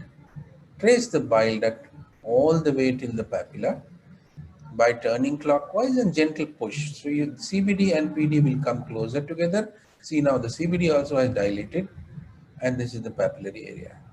It is dilated in the papilla also. So there is some lesion here. So D1 is pretty straightforward. Now D2 is complex. So I haven't kept many videos for D2 for you because I don't think videos can do justice to D2. But basically, you go into D2, withdraw your scope like how you do for your ERCP, and then give an anti-clockwise turn. You will see the aorta and IVC. Once you see the aorta and IVC, tip up, withdraw about 2 centimeters, and then start turning clockwise. You will first see the uncinate process, then you will see the papillary area, where you will see the CBD and the PD. You will see the head very, very beautifully. You will see the uncinate process very, very nicely. And you will see the mesenteric vessels, and you will see the aorta and IVC also. So this is how you begin. Once you are in D2, you have shortened your scope. You turn anti-clockwise. Turn anti-clockwise till you see aorta. Once you have seen the aorta, withdraw your scope, tip up, and start turning clockwise and withdraw millimeter by millimeter. You will see the uncinate first. You have to further turn more clockwise and withdraw further. You will see the papilla. At the papilla, if you want to see the pancreatic duct, you turn more clockwise.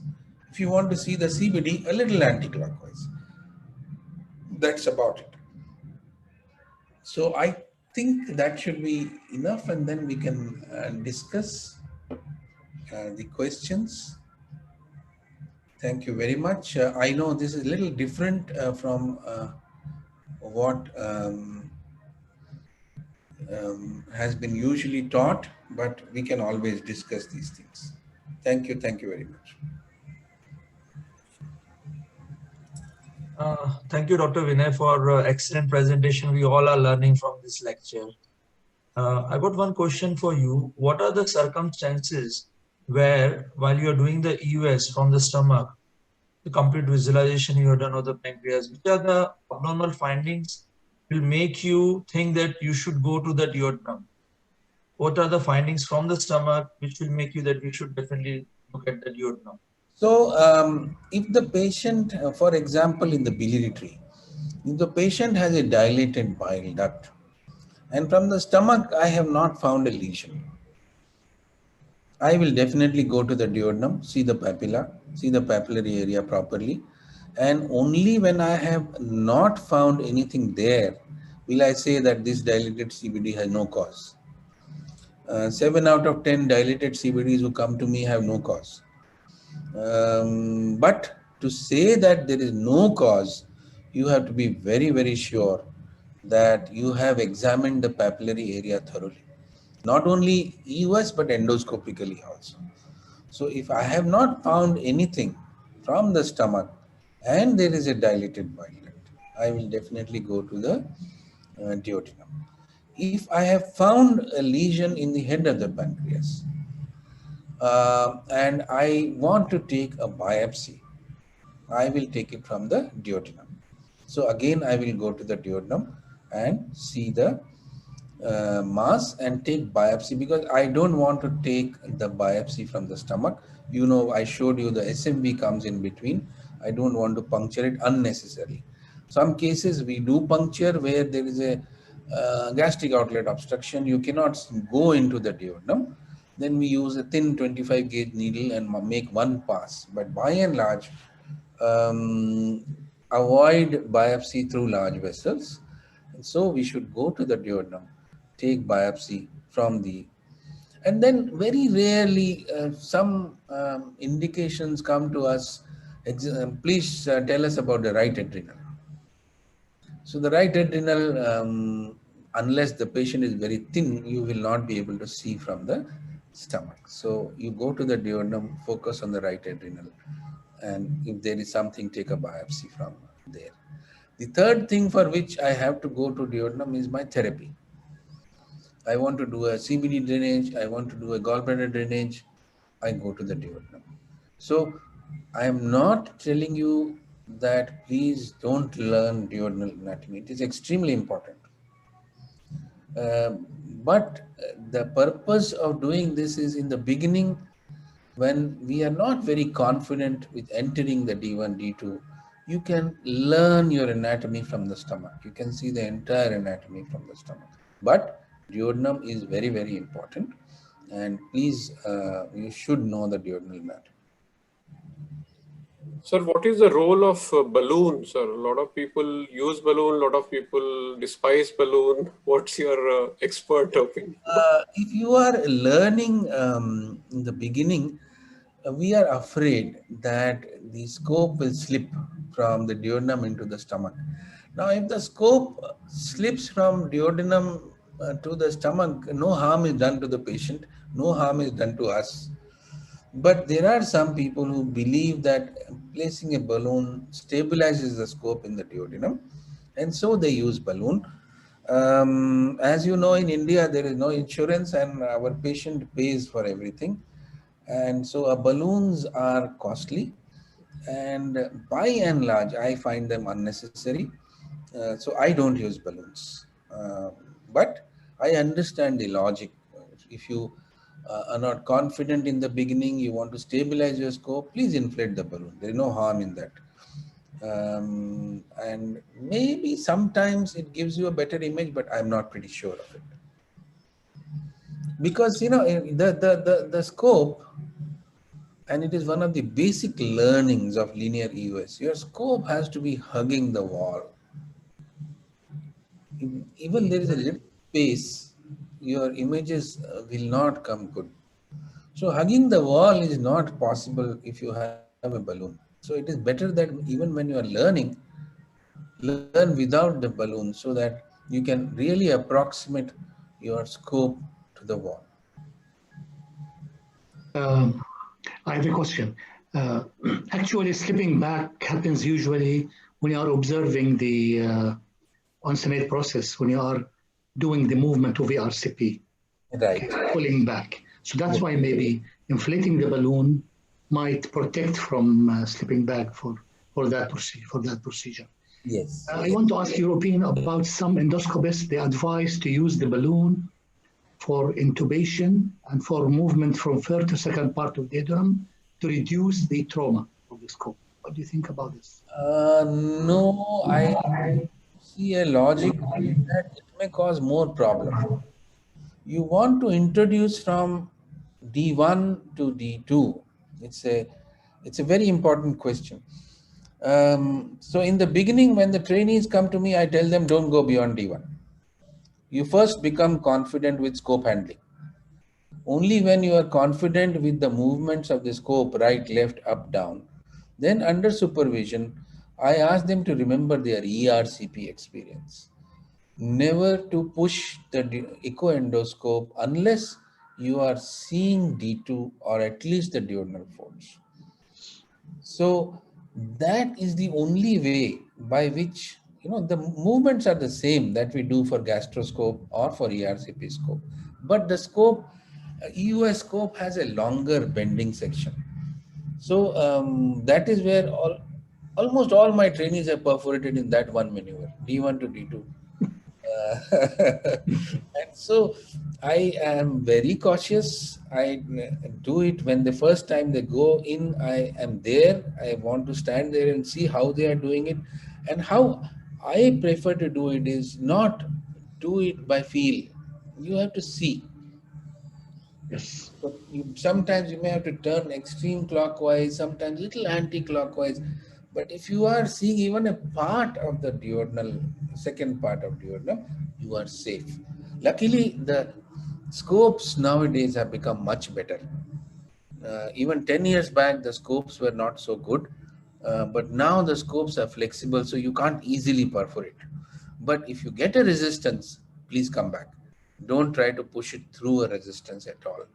So the balloon, I don't really think it will prevent the scope, because see, the balloon is not there at the sharp areas. Whenever you are pushing your scope, The sharp in front, yeah. the sharp area will push the balloon on the side. So I don't think it is going to prevent problems. Do you recommend doing normal endoscopy prior to every EUS, radial EUS? Sorry, linear EUS? It's a good idea. I mean, if your endoscopy room is not very busy, it's a good idea to do. So, for example, if there is a esophageal lesion, patient has a dysphagia, I would like to do gastroscopy to know what is the lumen size, whether my scope will be able to go through or not. I don't want to start with EUS scope and then end up with problems. So I think it's a good idea to look at the esophagus. If there is a G junction lesion, definitely you should do a gastroscopy first. Stomach lesions also, if you have a small lesion, like was being discussed, lumps and bumps, while you are doing a routine EUS, you might miss them. So it's a good idea to do a scopy before. You may find out some areas. Then, of course, you will see the duodenum, if there is a scarring, if there is a problem in the duodenum. So good to do a EUS, a gastroscopy, before we do EUS. Of course, practically, if you are in a very busy center, it may not be possible to put two procedures together, and that has been my major reason for converting to linear. I would love to do both radial and linear, but I have no time. So we start with linear straight away. Okay. Hello. Yes, hi. Yeah. Sir, sometimes do you feel, what are the tips when we see a very fatty pancreas, very hyperechoic pancreas from the stomach, and you are not able to see anything? So what are the tips to overcome them in such cases where there is a hyperechoic fatty pancreas? Yes, so obese or overweight patients will have fatty liver as well as fatty pancreas. It's a common finding. The good thing about fatty pancreas is you can see the duct. Fat causes hyperechoic pancreas. So if you have a lesion, most often the lesion will be hypoechoic. So you will pick it up probably easily rather than not easily. The only problem is if you have, the patient has come to you to find subtle changes of chronic pancreatitis, that you will miss out if there is fat in the pancreas, because dots, strands, lobulations, if there is a calcification and ductal dilatation, no problem. But subtle signs with fatty pancreas, you probably will find it difficult. What I would do is, if I'm really curious, I want to know, probably I'll put some water. I'll put some water in the duodenum and then towards the tail area. So I will be able to probably get better echoes and see the images better.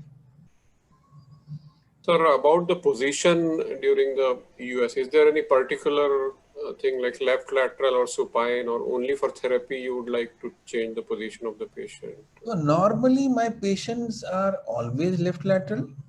I don't change the position unless sometimes I get a post-Whipple's patient and they want an EUS because the PD is dilated. They want to know whether there is a recurrence at the anastomotic site.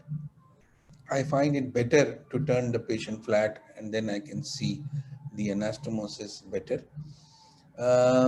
Apart from that, therapeutic, yes. you like to change the position when you are doing a biliary drainage or a pancreatic duct drainage. But routine EUS, routine biopsies, vast majority of them, vast majority, left lateral position.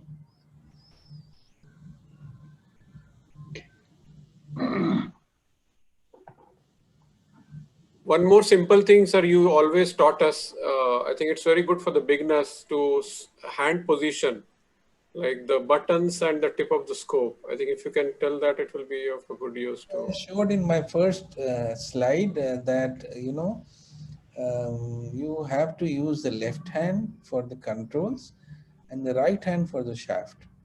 And for that, you need to have a 3-finger grip and leave the index finger away, because when trainees come to me, they are used to doing gastroscopies and their index finger is always on the air button. And by the time we are in the stomach, so much air has already gone in that it becomes very difficult. So I teach them, keep the index finger away from the air button. You use your middle finger for suction or for inflation of balloon. You use your thumb for the right, left and up, down control. And you use your ring finger to use as a lock.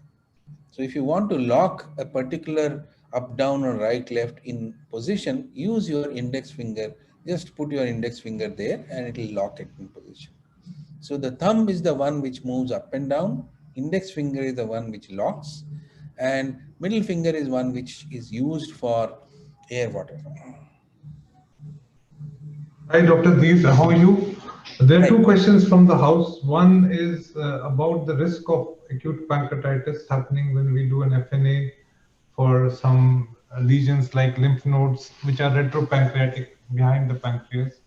And the second question, which they want you to throw light on, is the differential diagnosis of calcified peripancreatic lymph nodes with a normal pancreatic parenchyma. Okay, so the risk of pancreatitis is real. I have had pancreatitis following EUS-FNA. It happens. It usually happens in young patients with normal pancreas. It doesn't happen much in older patients. It usually happens if you are traversing too much of pancreas. So if you, for example, are trying to go to the uncinate process and you are traversing 3-4 centimeters into the pancreas, the risk of pancreatitis is higher. Luckily, most of the times, these pancreatitis are mild. They settle down in 48 hours or 72 hours.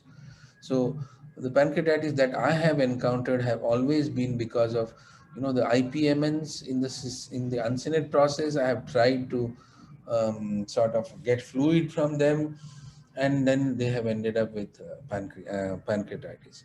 How to prevent it? Try to traverse as less of pancreas as possible. If there is no indication, so nowadays, if there is a small cyst in the uncinate process, I don't FNA it. I leave it. I said, we'll observe. Previously, we used to do it. Now I don't do it. So unless there is an absolute indication, avoid traversing the pancreas too much. If there is a lymph node which is peripancreatic, I don't see a big problem, because you will not traverse through the pancreas, mostly, unless it is underneath the pancreas, which is very rare. So try to find a plane where there is very little of pancreatic tissue or no pancreatic tissue, and biopsy from there.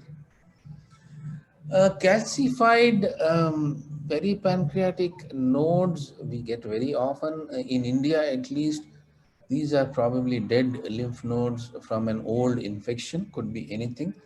I would not bother too much about them unless, along with calcification, you are seeing that the lymph node is enlarged, it also has some viable tissue, and there is some vascularity, in which case I will biopsy it. But if it is calcified heterogeneous lymph node, which is not round, which is not very large, I will leave it. I will not biopsy that lymph node. You will see that also in mediastinum. Lots of you at the end, and the calcified lymph nodes will be there.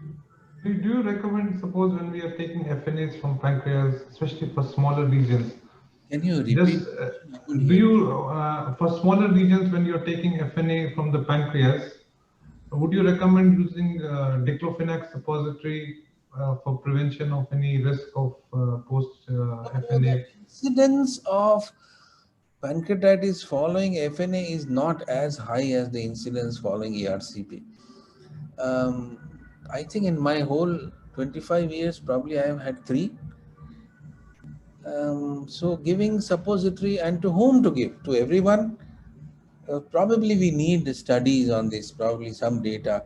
So I normally do not give suppository to the patients because it's not a very, very common issue. It happens, but it is rare. What about, what do you think, how many cases, a person should do of linear US before he starts his practice? Like, how many numbers you feel will give a confidence to a beginner to do the linear US on his own? So yes, there are ASG and ESG recommendations which vary themselves, 250 to 400, large numbers are there. The problem is it is very difficult for anyone today who is not in a routine fellowship to do so many cases.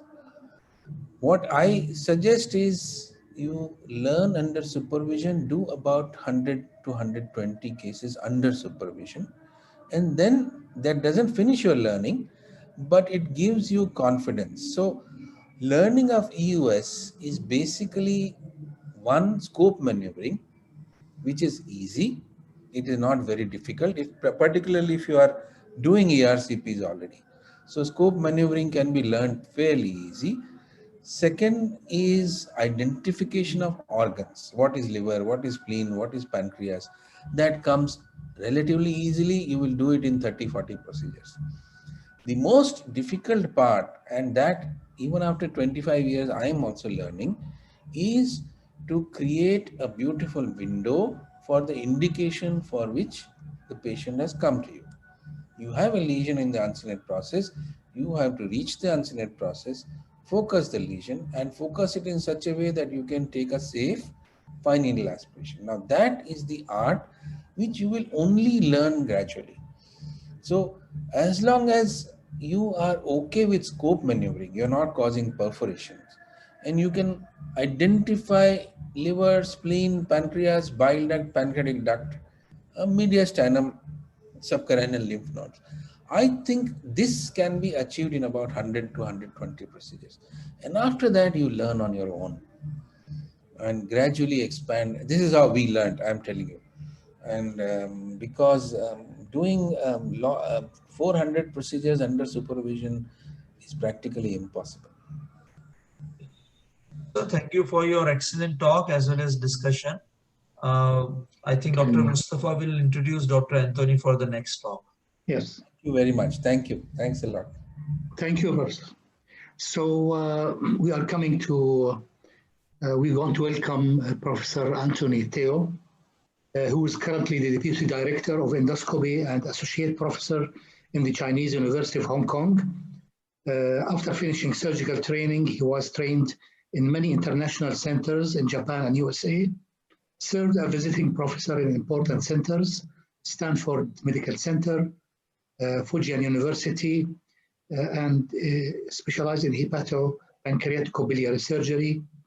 He's a member of steering committee of Asian EUS Group, upper GI committee of WEO, secretary of Hong Kong EUS Society, robotic surgery and hernia society, associate editor of editorial board member of many internationally well-known journals, clinical gastroenterology, hepatology, digestive endoscopy, video GIE, EUS ODGI journal, World Journal of GI Endoscopy, published over 123 journal papers, has written 14 book chapters, winner of multiple awards, 2019 Asian Pacific Digestive Week Emerging Leader Lectureship, best candidate in the fellowship.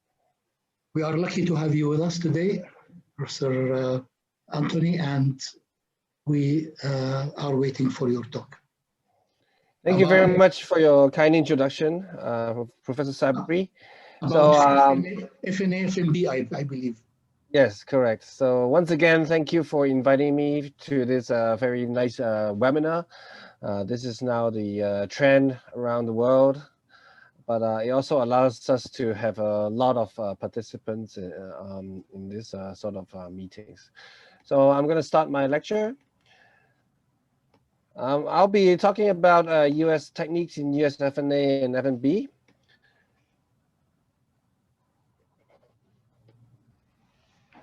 Okay. So I think it's important for us to learn and master the technique of UAS-FNA, FNB. And of course, we should try to dream to be very proficient in this technique and to yield 100% accuracy and have good tissue with single pass with one needle. Also, to master this is very important because as you become more fluent with your technique, you will also want to do interventional procedures. So for example, in this video, I'm showing you a very advanced procedure, which is a US guided gallbladder drainage. But the initial bit of puncturing the gallbladder with this cautery enhanced device is actually what we do in FNA and FNB. So it is the basic for all US guided interventions. So it is important that you master this technique and you can do this without thinking much at all. If you look at the literature, there actually are not many guidelines on what is best way to do UAS-FNA and FNB. The Asian EUS Group right now, we are trying to come up with a consensus guidelines. And we are trying to incorporate all the new developments in US FNB into this guideline. But before that, I think the best guideline we have so far is from the ESGE. So I'm going to go through these guidelines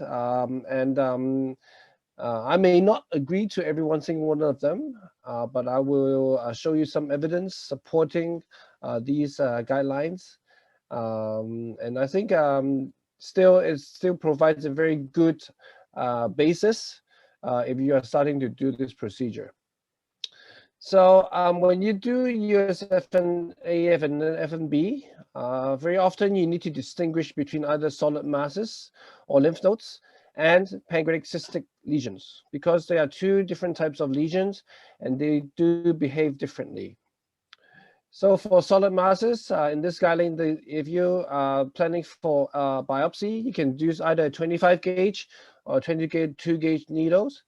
Both FNA and FNB's needles are equally recommended.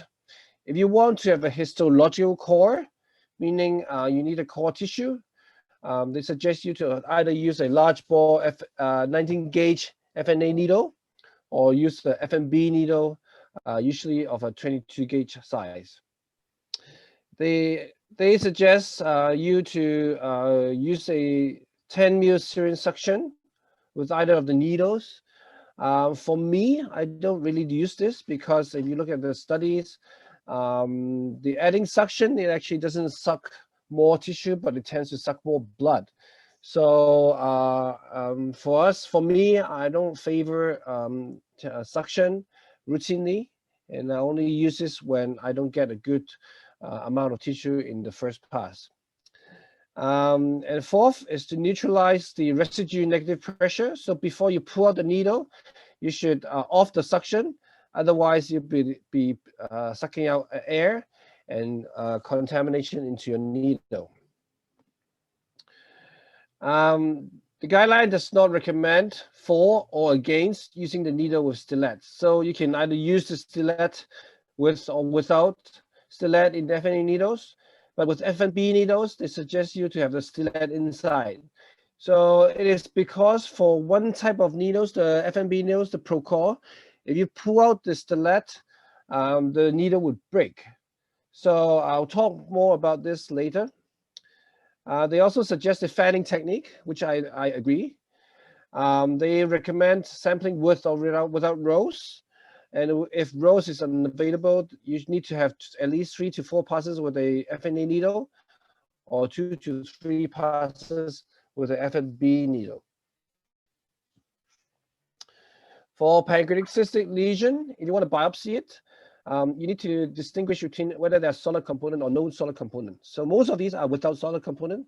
And basically, most of the time, we're just aspirating the cyst fluid for biochemical assessment. So you can use either a 22 gauge or 19 gauge needle. If you use 22 gauge, sometimes if it's mucin, it's very difficult to suck out because it's very viscous. So for me, I would usually use a 19 gauge needle. If there's a solid component, then of course you try to aim for the solid component to biopsy it. In terms of antibiotics, for solid lesions, we don't use it. They also don't suggest it. For pancreatic cystic lesion, they also do not. They suggest antibiotic prophylaxis. Although recently randomized trials have shown that actually you don't need it even for pancreatic cystic lesions. And finally, with evaluation, we should aim for histology nowadays. And cytology, smear cytology, should not be limited to smear cytology. And for us, we actually send both histology and cytology. Okay, so this might sound like a lot to take in initially, but I think it forms a good basis for you to understand what we should do for FNA and FNB procedures. And also, if you are new to this device, you might be overwhelmed because every year we are seeing some new needles, and all these needles may have a bit of a different shape, they have a different name, and the cells always come to you and tell you that our needle is the best. So sometimes you might be overwhelmed with all this. I'm going to talk about a case to show you here first. So I'll show you what we did for this patient later on. So this is a patient with suspected recurrent esophageal cancer after esophagectomy. On PET-CT, there's a hypermetabolic lymph node, which is very deep. See, it's between the aorta, inferior vena cava. It's almost at the level of the renal veins, which is much deeper than the celiac artery and the SMA. If you are first doing these procedures, if you see a CT scan, it is important to at least have some idea in your head whether this would be reachable with EUS. So I'm going to stop. I'm just going to leave this case hanging here so you can remember this case, and I will show you the EUS imaging afterwards. But what I want you to think is first, whether you can biopsy it or not. Secondly, what are the devices you would use, which type of needles, and how would you would plan the procedure. So when we perform FNA, there are a number of things that we need to do. First, always your nurse will come ask you what do you want to use, what needle do you want to use. In terms of the needle, you need to choose the size, the brand, whether you want an FNA, FNB, and also the needles. They're actually made of different materials. So you can broadly separate them into either stainless steel or Nitinol needles. So these are all the things that you need to think about. And after you choose your needles, then becomes more technical. For once you inserted a needle, you need to adjust the position of the sheath, then turn on find your lesion. And once you find the lesion, then you need to check for intervenient blood vessels by turning on the Doppler. Measure the distance of the specimen from the needle. Puncture the target. Have 10 to 20 passes for e-puncture. Whilst you're puncturing, you should adopt the fanning technique. For me, I don't use any suction or stylet. And afterwards, you would push out the specimen for assessment. So it's no better way to learn than to really watch the procedure. So this FNA was done by Professor Hara from Japan. So he was very nice to make a teaching video for us to use. So this is a pancreatic head cancer. It is seeing the lesion from the, I think in the body of the stomach. So once you find the lesion, you should try to image the lesion in ultrasound mode and try to have the position close to the 6 o'clock of your scope. Afterwards, you would need to insert your needle. First, you need to take off the cap.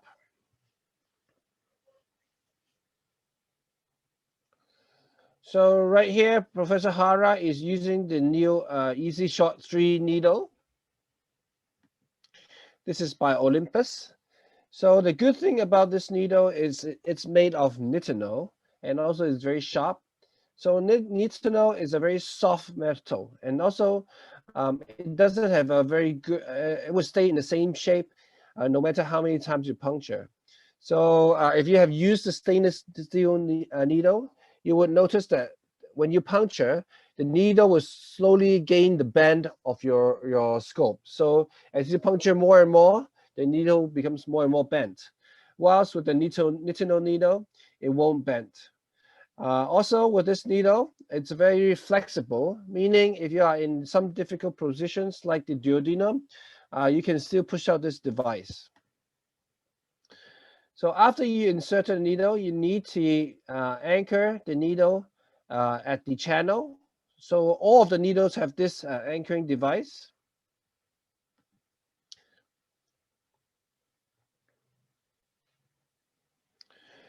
So now if you're in a good position, you ask the assistant to fix the scope position.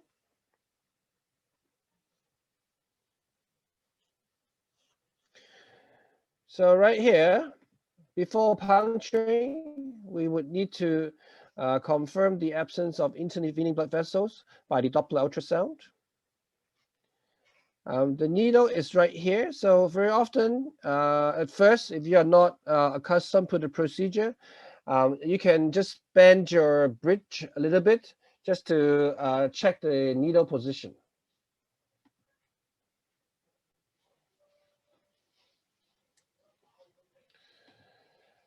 Just now, I mentioned you need to adjust the sheath. So this is the button to adjust the sheath. So if it's an Olympus needle in the Olympus scope, then you don't really need to adjust it.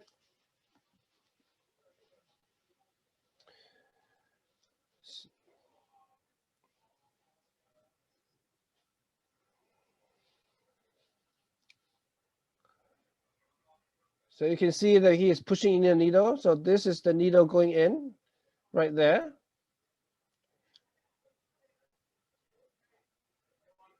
So once the needle is in the position, for him, he uses the suction. He would adjust the lock to limit the position. He turned on the suction right there. And then usually the way we puncture is to fast push in the needle and then slowly pull out. So quick jab and then slow pull out, quick jab, slow pull out. This is what he's doing. And that's why he used the stopper at this level so that when he jabs in, the needle doesn't overshoot. So this is what it looks like on ultrasound. Slow pull back, push, fast jab, slowly pull back, fast jab, slowly pull back, fast jab.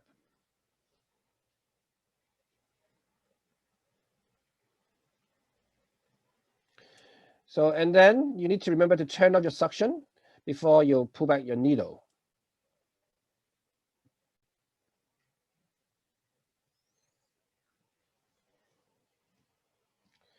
So that is the basic movements of a EUS-FNA or FNB. So there are many things that can affect the yield of your biopsy. The needle size, the use of stiletto or not, use of suction or not, your technique, needle type of lesion, location of lesion, number of passes, whether you have on-site cytopathologist, and of course the experience of the endosonographer. So which needle should you choose? So first thing you need to think about is where is the lesion. So in general, in terms of anatomical lesion locations, esophageal area where the scope is in a straight position is usually the easiest, followed by the transgastric puncture, and usually the most difficult is the transduodenal area, because this is the area where the scope is most bent, and sometimes you would have difficulty in pushing out the needles. And so that's problematic when you're starting to learn this procedure, because your scope is in the duodenal position. You take 10 minutes, finally you see the lesion in a very nice spot, and then you try to push in your needle, but you cannot introduce needle through the channel because the scope is so bent. So then you have to pull back your scope into the stomach, introduce your needle, and then go back into the duodenum. And then you need to spend another 10 minutes trying to find the lesion. So when you are first doing this puncture, the transduodenal area, particularly the uncinate process, is the problematic area. So this is what it looks like. If it is in the stomach, the scope position is very straight, whereas in the duodenum, it is in the bent position. Okay, so in terms of the size of the needle, there are many studies in the past comparing different sizes. For me, I think 22 gauge and 25 gauge are very similar. I think most of the studies cannot find any significant differences between these two sizes. If you are aiming just for a aspiration cytology, a lot of people would just recommend a 25 gauge because it is a smaller diameter, and then your scope is easier to maneuver with a smaller size needle. So in terms of size, there's 22 or 25, doesn't really matter. So with or without stellate. So I think there are some studies comparing with or without stellate for cytology as well as histology. So in this study, they found that actually the acquisition rate is the same. So there's no difference in cellularity, contamination, bloodiness, diagnostic ability, and also accuracy. How about suction? So this table looks very complicated. So I'm going to go through this slowly. So in this study by Tarantino, Ilaria in Italy, suction increases the rate of adequate samples from 88% to 76%. In this other study, they use a wet suction technique, and wet suction technique increases the adequate sample rate from 86% to 76%. In another study, looking at the elimination of residue negative pressure, we can decrease the rate of sample contamination in the GI tract. In this other study, they use an ultra high suction up to 50 mils. This is not practiced very commonly, but in this study, they show that high negative pressure increases the adequate histological rate from 90% to 72%. Whereas in the slow pull suction technique, this is when you, after biopsy, slowly pull out the stellate, which is practiced by some ultrasonographers who use the Procor needle.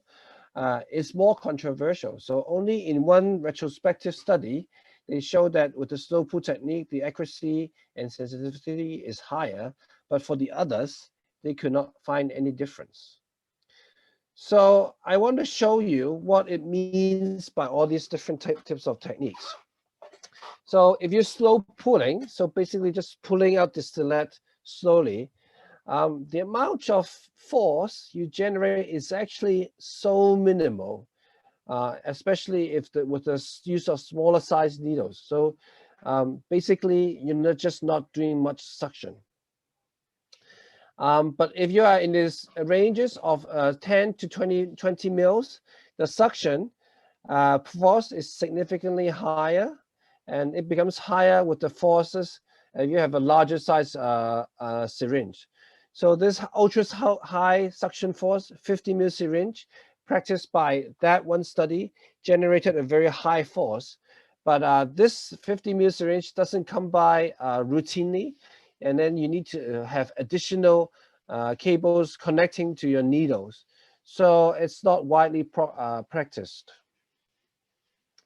So in some older studies comparing the suction with 10 and 20 mils, the results actually are more controversial. They found that the suctioning from these negative pressure actually sucks out more blood. And I think when we were still doing a lot of cytology examinations, this was problematic to the cytopathologist. So actually at that time, we do not recommend suctioning. How about where to puncture? So it's a common question. The lesion is quite big. So should we puncture in the center or periphery? The idea is generally we try to avoid any necrotic area. And in terms of the necrotic area, it tends to be in the center of the tumor where the blood supply is poorer. So we generally try to suggest to puncture the peripheral so that we can have more viable tissue. And by puncturing the periphery, we can also change the direction of puncture. So by using your big knob, you can change the scope position up and down, and you can sort of puncture different sites within the lesion. And this is the basis of the fanning technique. And by fanning, Shyam's group have shown that the diagnostic accuracy can be significantly increased up to 96%, and the first pass diagnosis is also significantly higher. And I also adapt this type of technique. How many passes is enough? So this is a very old picture from 2004, but it's a good concept to have because it tells us that there's a plateau in terms of the accuracy, sensitivity of FNA. So you cannot do this indefinitely. So if you still don't have tissue after 5 or 6 passes, then the likelihood of you being able to get more tissue diminishes. So generally, most endosonographers would suggest 3 to 4 passes if you don't have rows with FNA. And with FNB needles, nowadays, you can do this with 2 to 3 passes as well.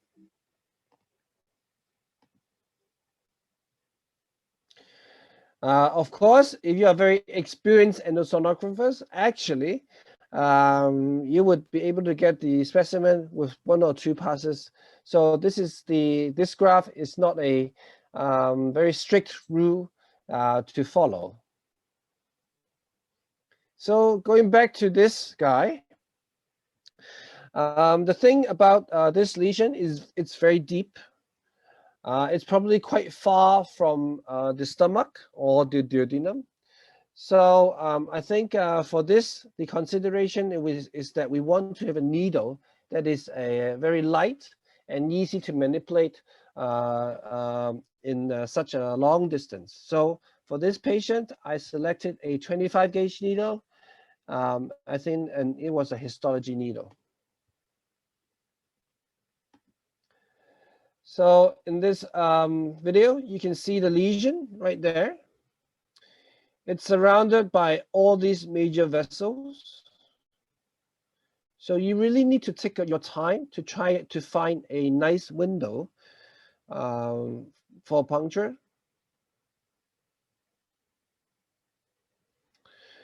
For this lesion, I also did some additional image enhanced assessment. This is the use of sonovil, which is ultrasound contrast. And if it's a malignant lesion, it tends to be hypoenhancing. So for this lesion, it's slightly heterogeneous. So you can see areas of non-enhancement and areas of slight enhancement.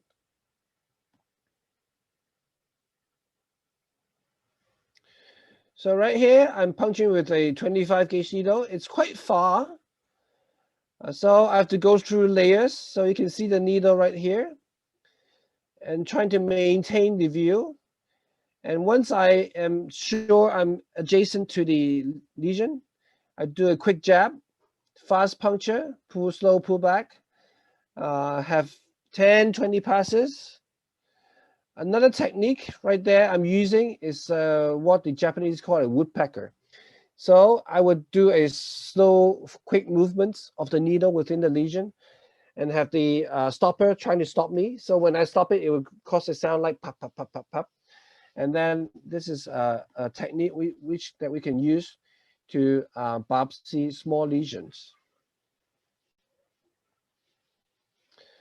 So once we get the lesion, you also need to take a look yourself to see if this is adequate.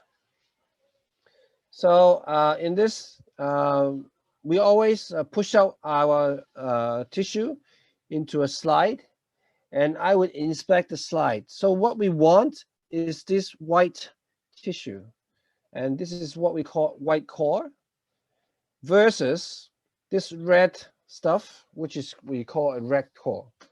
So the white core is actually viable histological tissue for histology, while the red core can be some blood-stained tissue or even just blood clots. So you want to have long segments of white tissue like what we have in this slide.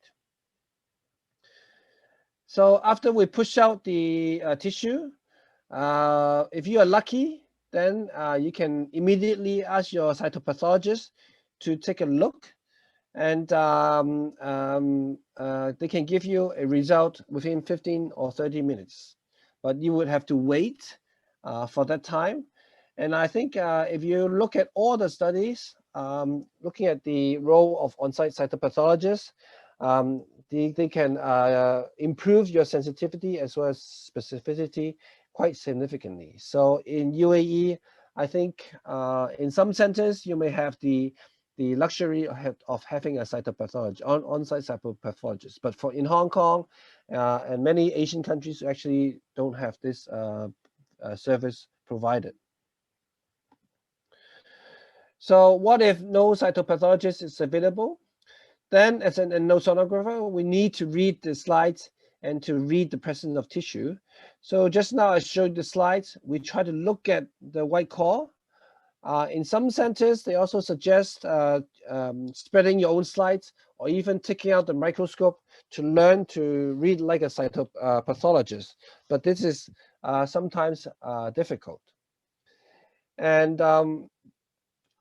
this study is an interesting study.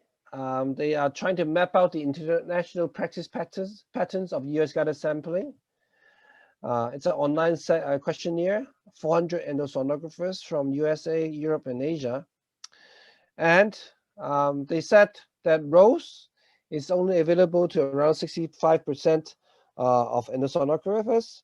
It's very dependent on where you're from. In US, it's almost 100%, but in Europe, Asia is around half. So I think if you know Shyam Virajara-Julu, he holds a course every year in Florida, and there's this section where he tries to train endosonographers to do a rapid H&E stain and do what a on-site cytopathologist does. So they would read the slide themselves in order to reduce the time and also reduce the cost. So is this doable? It is doable, but you really need to have some dedicated endosonographers. And in terms of the results, they compared 3 endosonographers versus a cytotechnologist. In terms of sensitivity, it seems to be comparable. Specificity, of course, endosonographer would be a bit less. Accuracy, again, a bit less. So you can try to do this, but you really need to be dedicated. For us, we are not so good in terms of reading slides, so we actually adopt this technique of MOSE. So which is what I've just described to you, reading the white tissue within the cores of tissue that you've aspirated. So the macroscopic visible score, we would divide the white core in the tissue and send it in one bottle, and all the red core in another group, and send it in the formulary bottle. And then all the blood-stained material, we would use it for cytology. And in this study, in this specimen, you can see the areas that I've circled are all the white cores. This would be sent to formalin. The red core here, again, it would be sent to formalin, and all the fluid would be sent for cytology. So if you have a white core of more than 4 millimeters, in fact, the sensitivity is actually quite respectable, more than 90%. And if the, again, similar for cytology, more than 4 millimeters, more than 70%. So combining both, you can have a very respectable sensitivity of up to 95%. And I think this is very comparable to Rose. So we just published this randomized trial in endoscopy this year, comparing Mohs with conventional technique where you just puncture with a needle 3 to 4 times. If you can read your Mohs tissue, you can significantly reduce the number of passes from averaging around 2, ranging from 1 to 3 passes. Procedural time is similar. And in terms of blood contamination, it is significantly less in the Mohs group. So more about needles, because nowadays we have a lot more needles to choose from. And also histology is becoming the trendy thing to get from a EUS biopsy. So in the past, when we wanted to get a histology, there's actually this true cut needle, but this is no longer used. So the options of a histology needle is either a 19 gauge needle, which is a little bit big and also sometimes difficult to use in the duodenum, or the fine needle biopsy needle, FNB needle. So these are the available core biopsy needles. All of these have slightly different design. So the Cook Pro Core comes in a 20 gauge size only. It has a forward bevel side port right there. The angulation is towards in front. So tissue would be trapped both in the tip as well as the side port. The shark core needle is named like this because the jaw looks like the shark teeth. There's many different laser cut sides in this needle, so increasing the amount of tissue that is being cut through. The Boston acquired needle, also known as the Franksin needle, has a triangulated pointed needle. Again, helps to trap more tissue.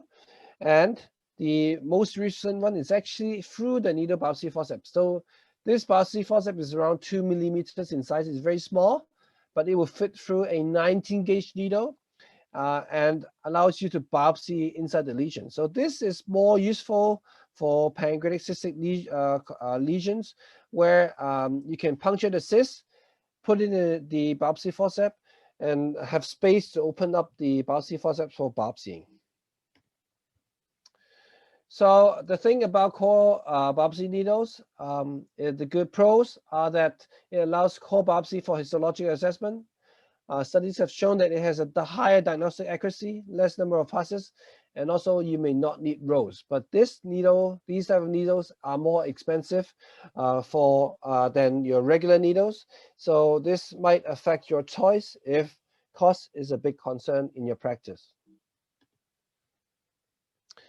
So 90 gauge needle is on the left side. You can see the tissue diameter as compared to a 22 gauge FNB needle is much bigger. this is a very satisfying biopsy. You can see all these are very long white cores. On this side, you also have white cores, but it tends to be small chunks in terms of little bits of tissue. This is from a 22 gauge needle.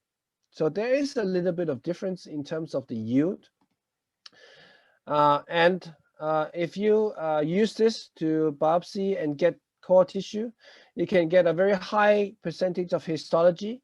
But if you do use a 19 gauge for biopsy, I suggest you to use nitinol-based needles, either the Olympus or the Flex spec needle. So both of these needles are made of nitinol, and it will be easier to manipulate, particularly inside the duodenum. How about the side port? So there are some new needles which have a side port. So this is an Olympus with side port, and then these are the old Procore. So the design is a little bit different. This has a reverse bevel right there, but the new Procore, the 20 gauge Procore, has a forward bevel. So why is that? Because with the old Procore, which are these reverse bevel shaped needles, in terms of this meta-analysis, it actually couldn't show any difference in terms of diagnostic accuracy, and also histological core specimen. So this needle is falling out of favor for many endosonographers. How about the Olympus side port needle? Again, no significant difference in terms of the rate of diagnostic accuracy of histology. And then the samples that enable histological examination were significantly higher, but the conventional group is extremely low. So this is a bit unusual.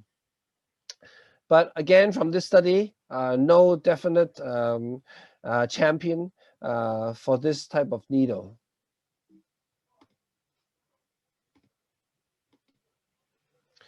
How about the other types of core biopsy needle? So this is the acquired needle, the Francine needle.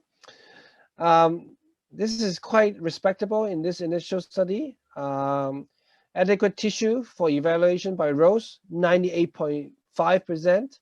And for 90% of the cases, core tissue was obtained. For this shark core needle, it looks like the teeth of a shark. It's because there are many laser cut edges. So I think this is the reason why it was able to cut more tissue and get more tissue. And in this randomized trial, comparing the shark core needle versus a regular FNA needle, you can see the accuracy is significantly higher with the shark core needle, sensitivity, specificity, pathological viewing time, amount of tissue graded as abundant, ease of diagnosis graded as straightforward. It all favors the shark core needle. It also, for me, is a very nice needle, but it is the main downside for this needle is it's much more expensive than all the other needles.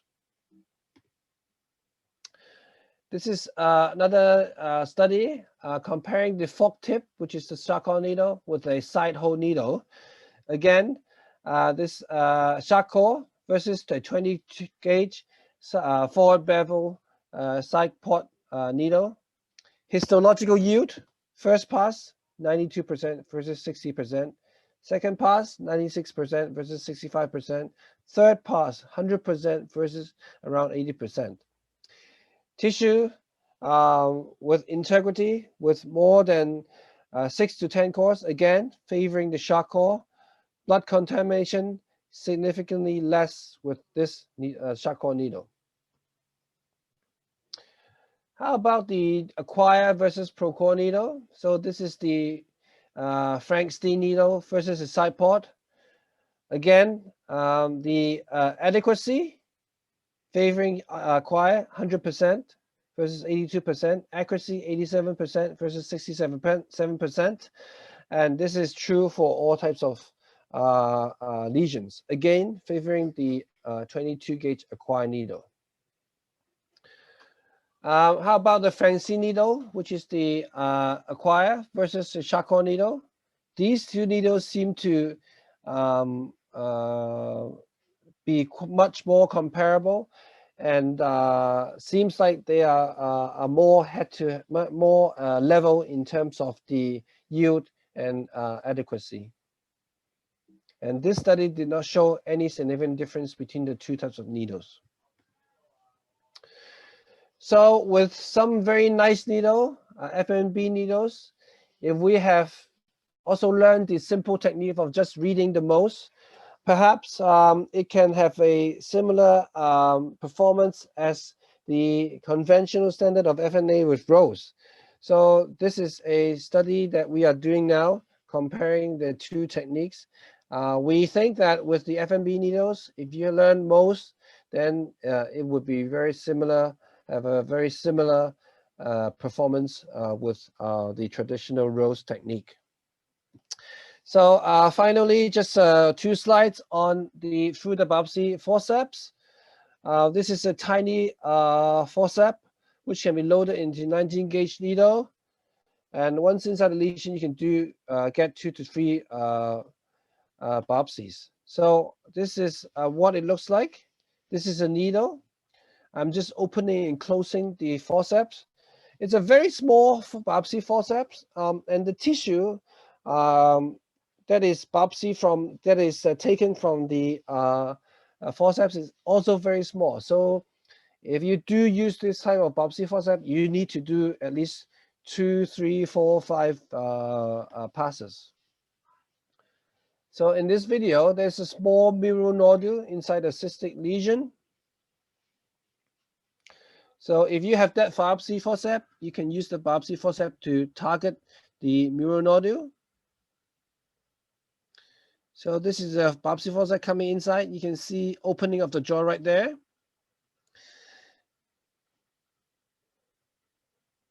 And then we will, of course, try to, you can biopsy the cyst wall right there.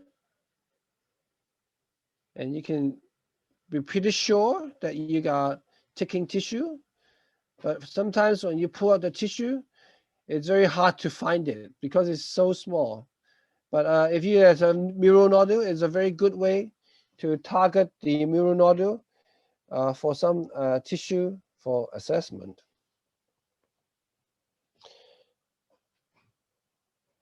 And after biopsying, in general, we would always suction all the fluid out from the cyst. This is important for biochemical assessment, as well as preventing the cyst from getting infected. So initial studies showing that tissue acquisition rate is as high as 94%. Accuracy was 88% per pass and 94% per session. And followed by this recent meta-analysis, again, just telling us the sampling rate is very good, very high, and the concordance rate with surgical pathology was also very good. So in conclusion, ladies and gentlemen, FNA is a bread and butter technique to US. It's not hard to learn, and you need to be master at it. There's a trend in moving from FNA to FNB. And it is important to master this technique, as it is also the basis of all interventional procedures. So thank you for your attention.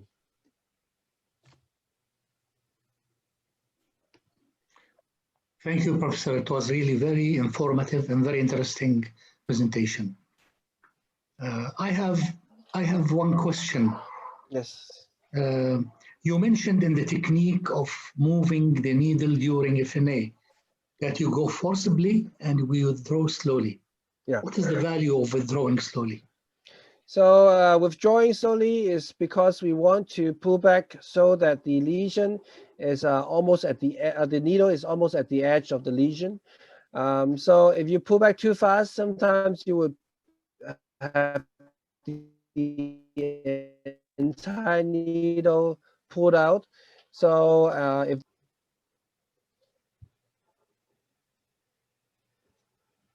So Anthony, what's your view on a hybrid scope, the front wing scope with a EUS capabilities rather than having it at the angle? It was a prototype. It went into use and then it didn't really pick up. I think you have one. So what's your experience on? you mean the prototype for EUS ERCP scope? Yeah, the front wing scope which has a EUS at its tip. Oh, I've seen it, but I've never used it, so I can't tell you how it handles. But we also have done some about FNA with the forward viewing scope. This is not a scope that many people have, but I think for some specific lesions like submucosal lesions, the forward viewing scope may be useful. Okay, and regarding the biopsies which you showed with the Moray forceps, what's the risk of bleeding, within the cyst? Yeah, so this is one of the most common reported complications with the Moray forceps. I've also encountered such a situation. I think it tends to occur more with serious lesions because they tend to be more vascular. But when it happens, you can't really do anything apart from just seeing it on EUS. But it's usually self-limiting because when this entire cyst is filled with blood, then the bleeding stopped. Will the aspiration of fluid at that moment, will it help to arrest, make it smaller or something, or you have to just wait and? Yeah, I mean, if you aspirate, then it'll just be all the clear fluid, and but then the cyst will again be distended with all the new blood that is bled out. So I think you just have to be patient and convince yourself that the bleeding is going to stop. And actually, I would not pull out the needle because if you pull out the needle, then you have a small hole in the cyst, and there's a potential that the bleeding can come out from there. So just be patient, let the cyst fill with blood, and let the blood organize within the cyst. Okay. And many times we have seen that, FNAs, as you have shown in that pyramid, that it's difficult to take FNAs from the stomach. Are there any tips or tricks for it? How? Yeah. So in the stomach, it's a little bit harder, but I think most of the time it should be okay because the scope is in a straight position. In the duodenum, which we are often asked to biopsy pancreatic head tumors. So I think first you need to, before the procedure, you need to study the location of the lesion. If it's in the head, then there are several areas you might be able to see it. For example, you can see it in the stomach where Vinay has showed us very nicely with his alpha technique. Sometimes you can see the head in the stomach, and if you can see it, then your scope is in the straight position. It is generally easier to puncture. If you cannot see it from the stomach, then you can also consider seeing it in the D1. When your scope position is in D1, you can either in a long scope position or a reduced position. You can try to have it in the reduced position, and then again, the needle comes out easier. If it's in the unscented process, then you would need to do sort of like a ERCP maneuver, straighten your scope, whilst trying not to have the scope pulled out from the D2 area if the position is very unstable. If that's the case, then I would suggest you to use a smaller size needle, either 22 or 25, because it will be easier for the scope manipulation as well as the needle to come out. I would suggest you to load the needle first and then try to manipulate the scope until you see a nice window before the puncture. What's your opinion about EUS guided liver biopsy? Sometimes it's difficult to take a biopsy when they are in the stomach anteriorly. What are the tips for that, for the EUS guided liver biopsy?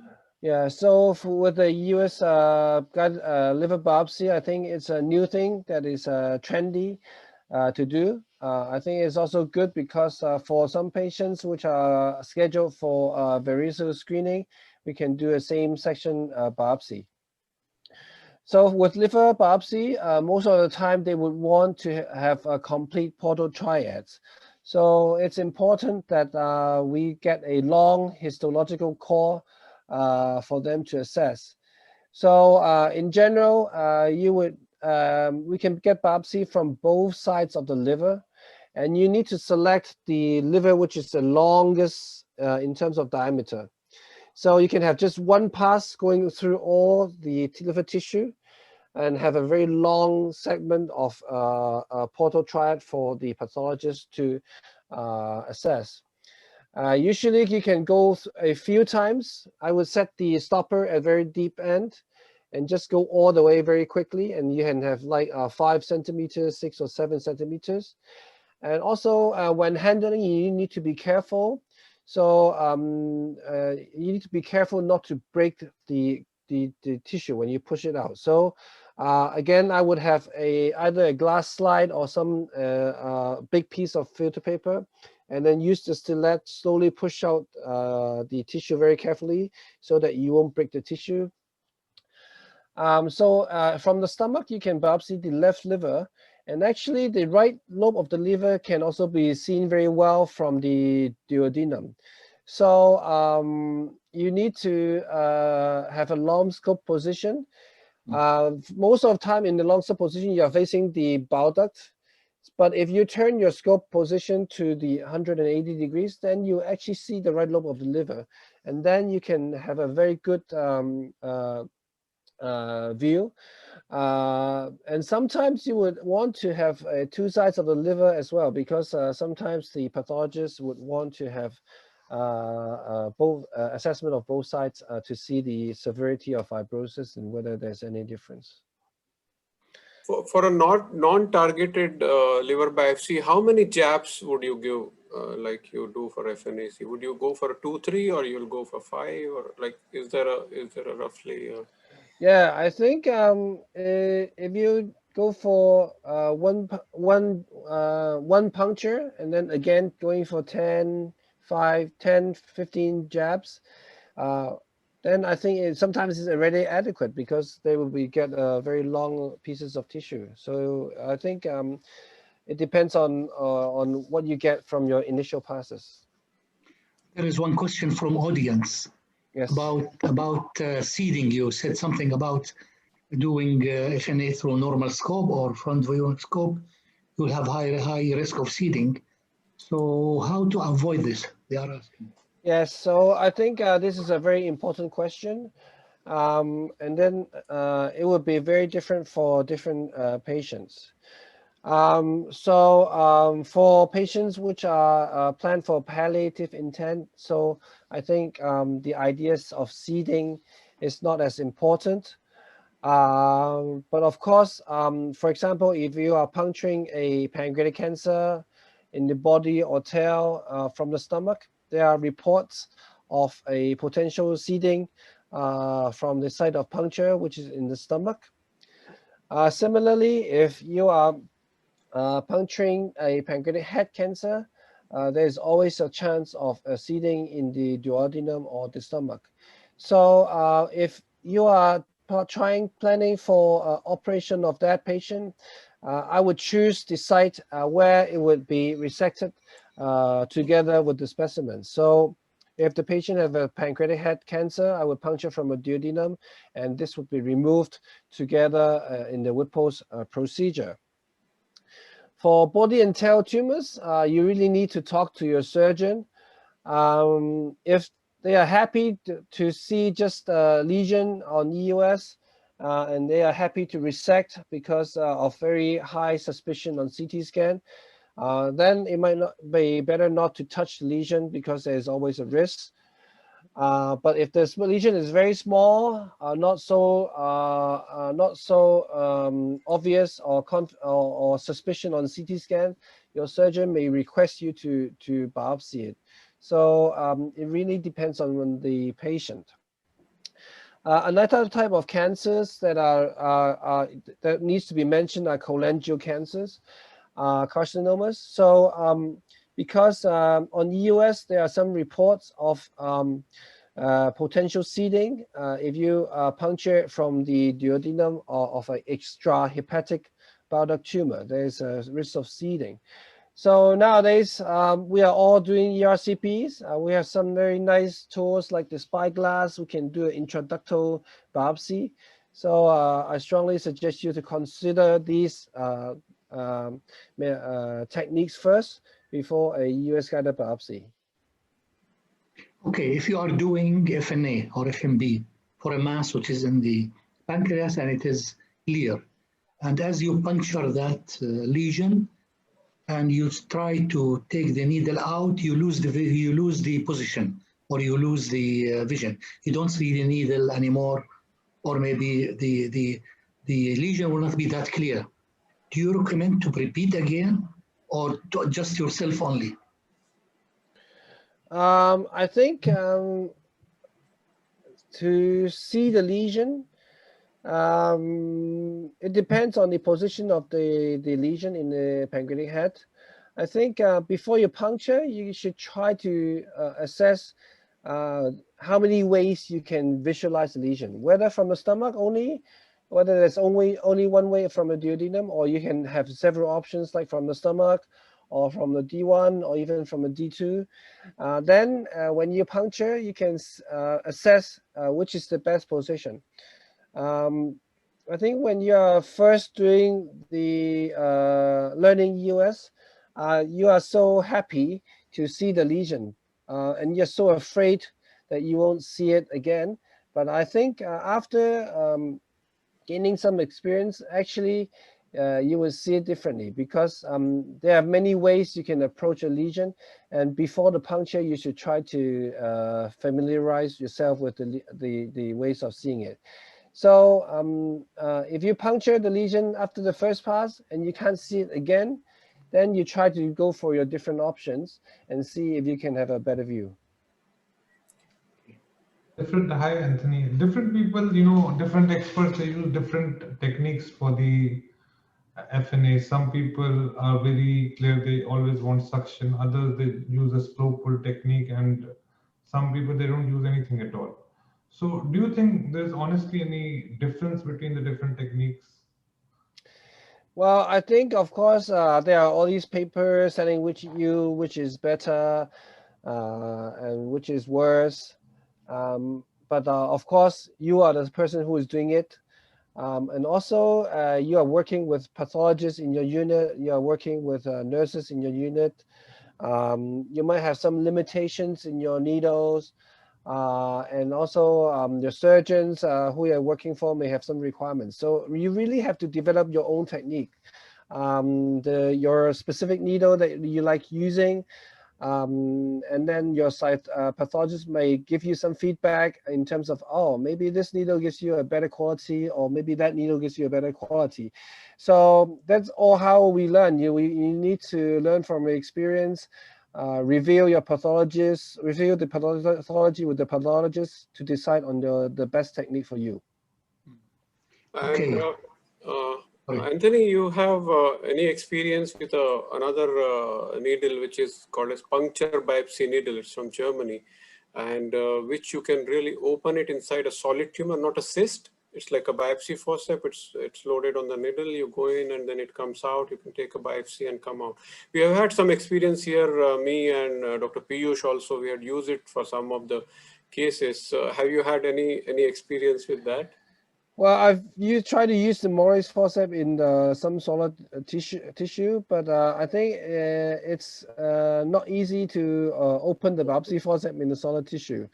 And also even once you open it, it's a bit difficult to move. So we probably need more studies to see whether it's actually useful or not.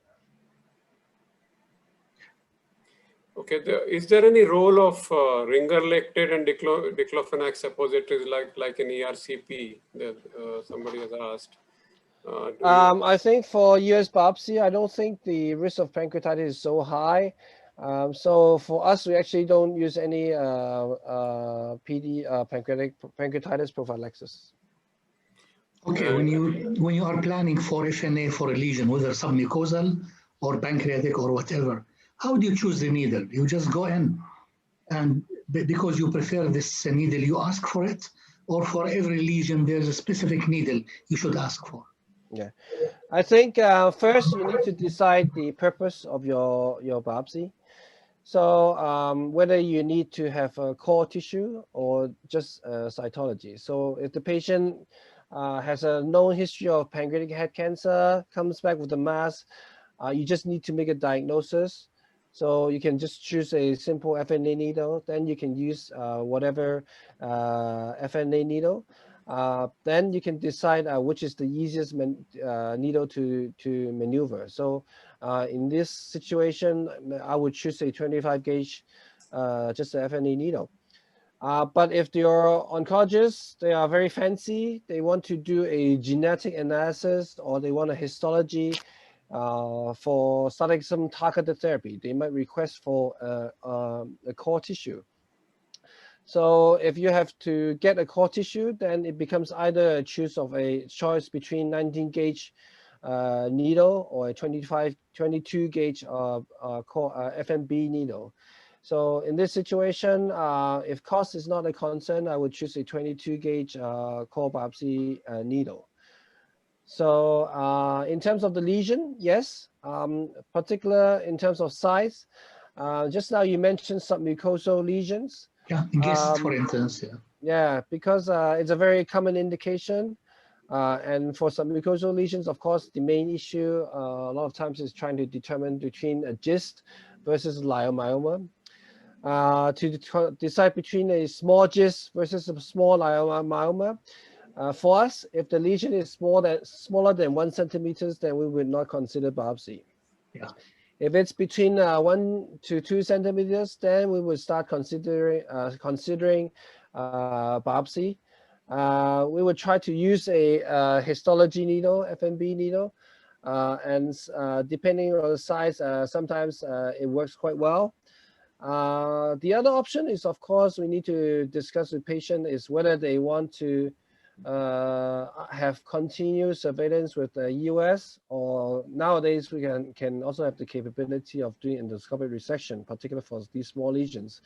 So some endoscopists would prefer just taking it all out and just forget about surveillance every year or every 6 months. So it really is depends on how you counsel the patient and plan for subsequent follow-ups. Okay. Yeah. Any more questions in the? Any role of cyst with antibiotics? I think we should give antibiotic for all cystic lesions if you are puncturing. So I think the conventional suggestion is also giving antibiotics. There's a risk of infection. And also, when you give antibiotics, it's actually very cheap. It doesn't add too much to the patient unless they have an allergic problem. There's some controversies in terms of how long to give antibiotics. Some people would just give it 1 dose. Some people would give it 3 days, 5 days, 1 week. We don't have any consensus in that. And recently, there's a randomized trial from I think a US group. I think it might be Matt Moyer. They randomized antibiotics versus no antibiotics in pancreatic lesions. And in that study, actually found no difference in terms of infection rates. So I think it's arguable to give or not give antibiotics. For us, of course, we for the peace of mind, to give antibiotics is not wrong, and it doesn't add so much to the cost. So I'm not against it. What about complications of FNA, FNB, like particularly when you are doing it from the duodenum, the first part? Any tips to avoid them, and what are the complications endosonographer may face with that? Yeah, so complication in terms of patient complication is not very common. Sometimes you can get some intralesional bleeding, but usually these are self-limiting. But the biggest complication we see with beginners is actually scope damage. So in the difficult positions, sometimes they push the needle forcefully through the scope. They puncture the scope, then it's very expensive to repair. So that is our biggest complication. Absolutely. Yeah. Yeah. Any more questions? Okay. I think it's quite late for Anthony. It's beyond Yes. 12 midnight. Yeah, it's I 1 really a.m. now, so it's okay. I think it's great, Anthony. It's always wonderful listening to you. You explain everything so meticulously, and you dissect it so well. It was really a delight to have you. And thank you for being so late up for us to teach us about the EUS. Unfortunately, we could not have you because of the COVID, but hope you can join us next year. Yeah. So at the outset, I would like to thank all the speakers, all the chairpersons, delegates who really stayed up here so late. And today is the start of the weekend, Thursday evening, because Friday is the weekly off here. So they really compromise their family time for science and for learning. I really appreciate that. I thank Asian EUS Group for arranging everything, especially Flora, who has been a big pillar of support. And of course, Jason was there always on the background. I would also thank our marketing team led by Mr. Rohan, who was instrumental in organizing everything. So thanks, speakers, chairpersons, delegates. Have a nice evening and good night to Anthony. No more evening. And I would invite you all to join us tomorrow early morning, 8 o'clock UAE time, to go ahead with our main session, which is starting tomorrow, 8 o'clock. And of course, we'll meet Anthony again tomorrow evening for live cases. He has lined up excellent cases for us to see and learn from. So we'll see you tomorrow morning, 8 o'clock UAE time. Thank you. Thank you. Thank you. See you tomorrow. Thank you. Thank you.